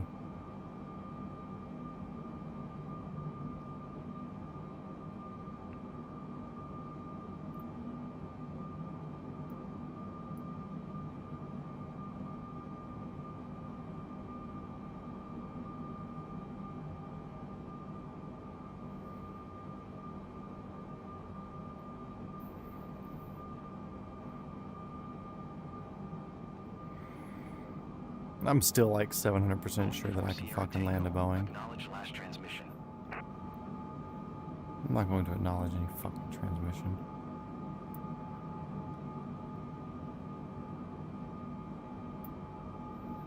Think you fucking own me? Hell no.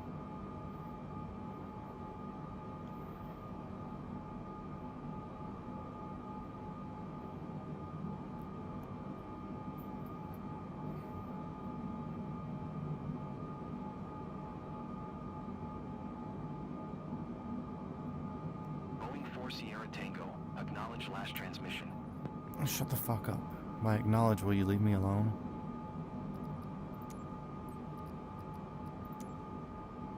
Hamburg Tower, Boeing Alpha, Sierra 744 Sierra Tango. Frequency change. How big do we look?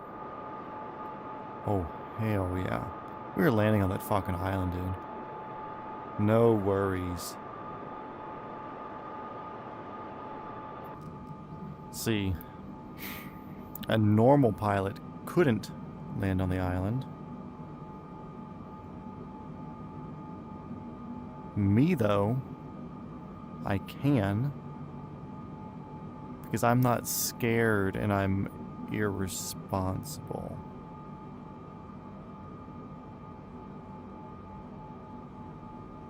Okay, here's a question. R, how the fuck do you activate reverse thrusters?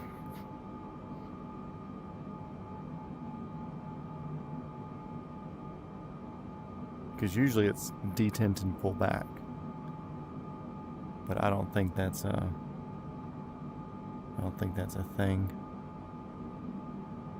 At least not for my controls here.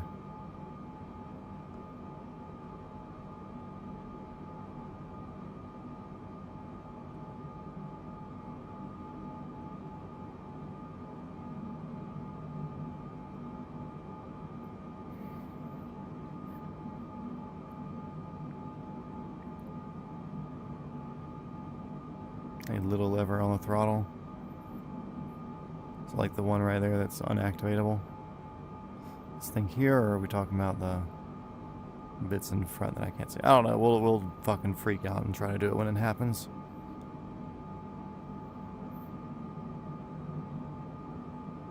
Okay, my collective works as my brakes, so we're cool there. I think any runway that we're going to be encountering at this place is going to be the fucking shortest runway.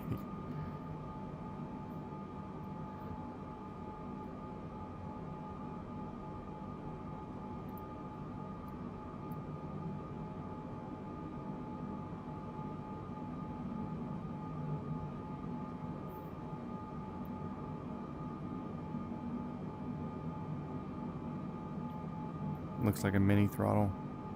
Here, let me throttle chop real quick.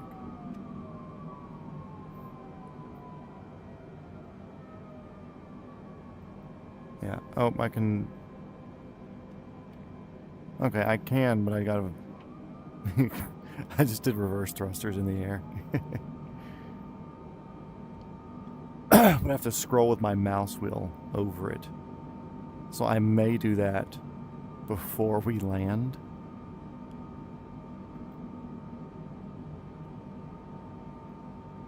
That seems like the only time where it could be a thing.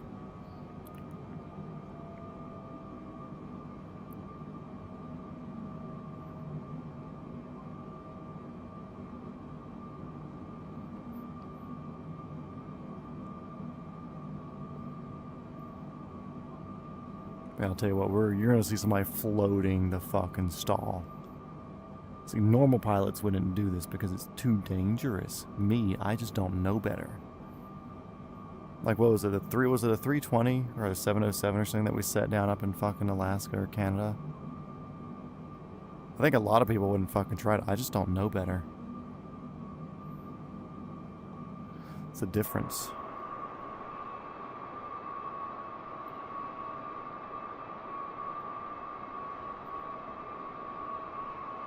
Looks kind of fucking doofy from the front, doesn't it? Fucking ugly ass plane.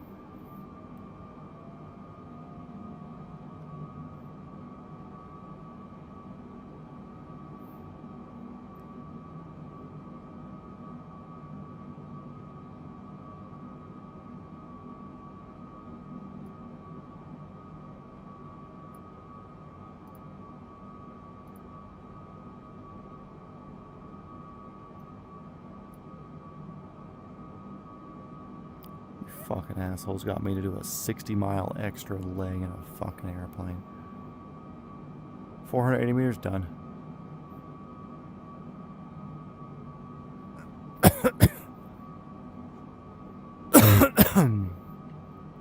Easy fucking peasy. This plane will come to a stop. Just you watch.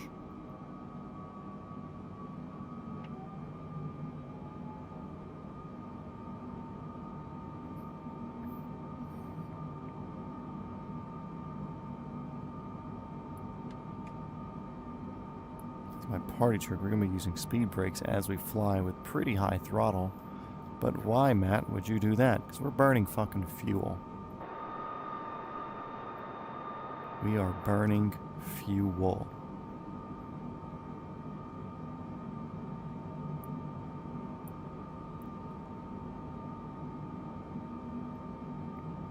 Will it break my speed brakes off? I don't know. But we're doing it.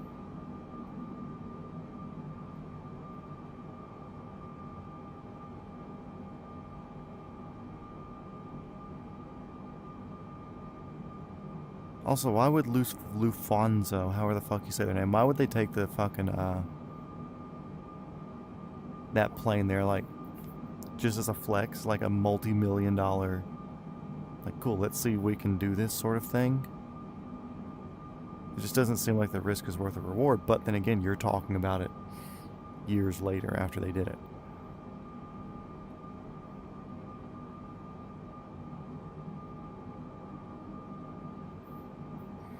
Actually, I'm going to fast forward.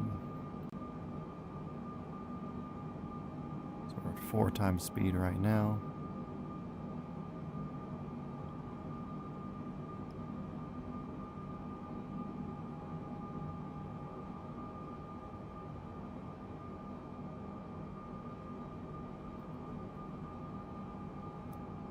Go back at normal speed.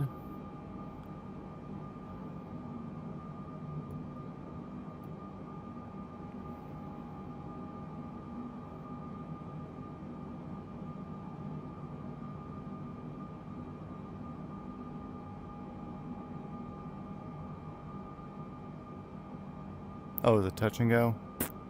Bitch. Fucking pussies. What's the runway direction? I didn't look. 3-3? Okay. Swing a bit more left if you know what I mean. Bring her on in there.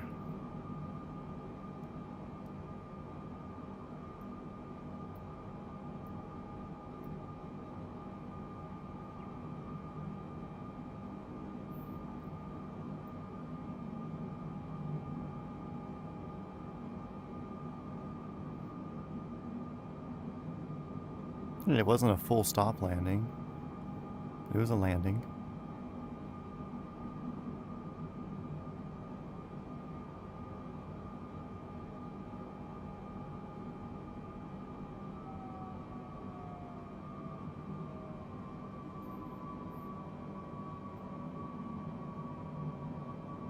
No, no.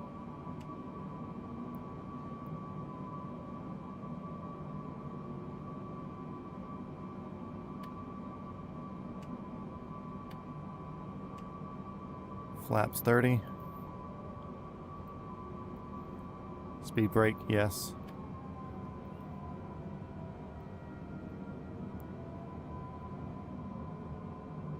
I need more left.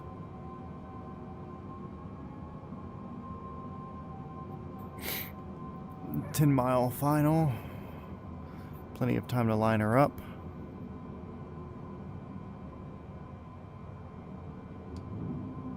Gear down.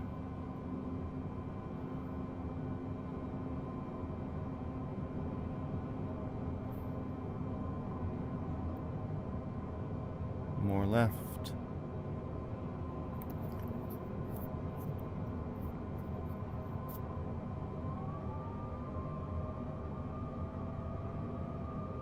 I'm cruising at 147 right now, boys. We are fucking slow.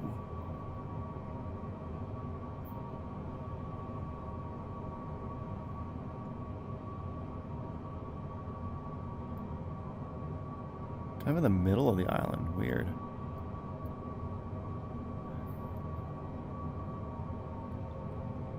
I'm gonna lose some altitude. Hard to judge in this big fucking thing.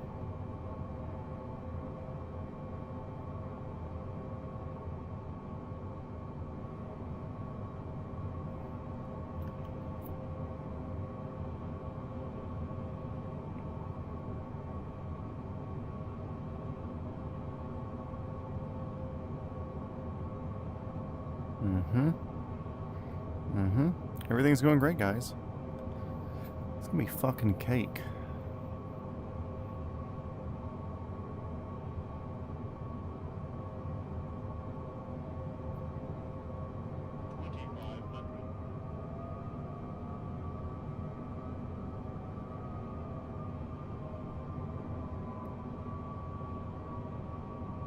Just about ready for our final turn. Still lining up. We'll be on about a 5-mile true final. Got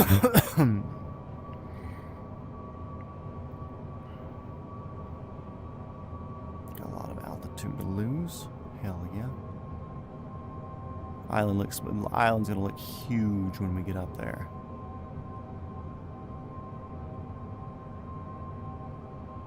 We're just so far away right now, it looks itty bitty.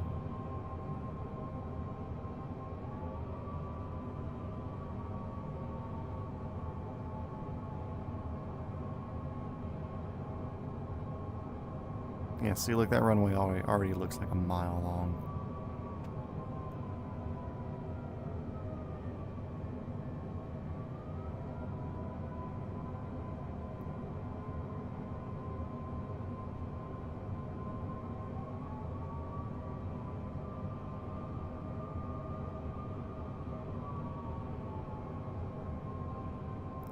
We were flying faster in the fucking... We'd pass ourselves right now in the H-160.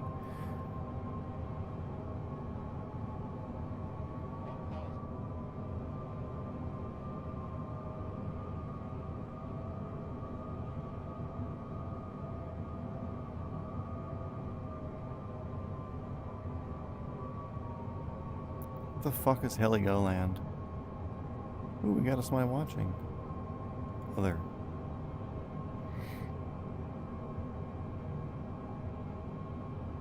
Yeah, dude, this is like a fucking 4 mile. It's like the basic. You could put a space shuttle down here.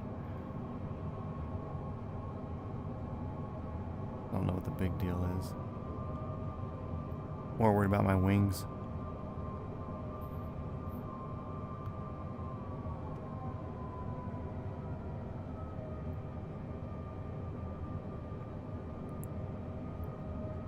A little bit left of center line, but that's okay.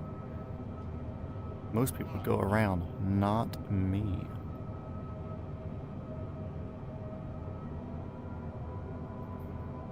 My party trick. Parking brakes going on.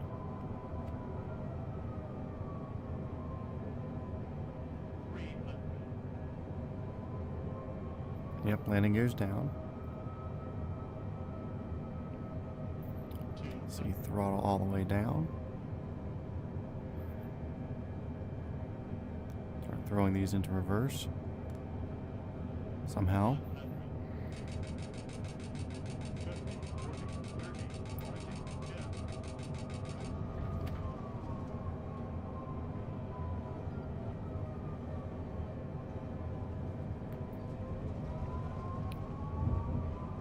I felt like I even touched the ground. What the hell? See, guys, we landed. Easy. Easy peasy. Honestly, that was a lot better than I was expecting, but I also have no idea how far off the ground I am for any of this. Because this thing's like fucking 40 foot high.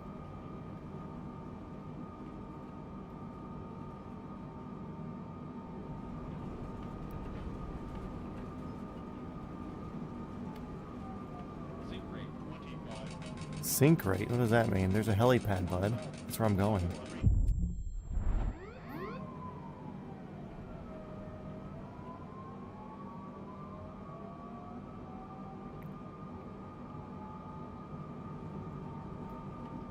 I think it could be possible. Honestly, like if I flew this fucking thing more, I think it's possible. Like I said, if I happen to fly this thing to a point where it was like I knew how high off the ground we were, I think it'd be doable.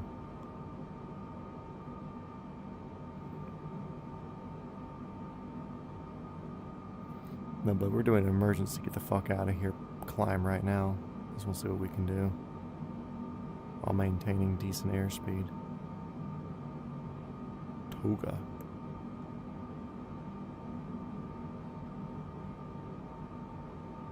I want that 4,000 foot a minute climb.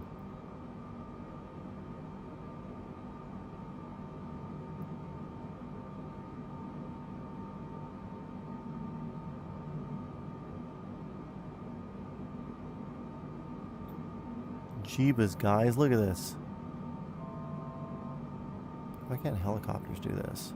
Kinda cool.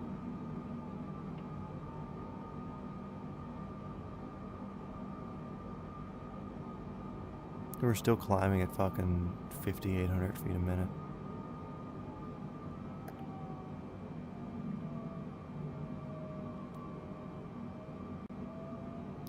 Aussie Alps, nah, dude, it's fucking 1 o'clock. I am going to call it a night for tonight.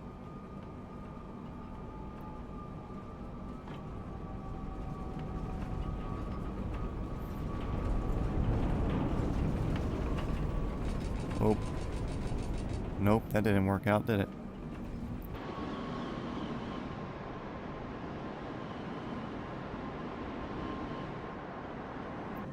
Oh no. It's saved.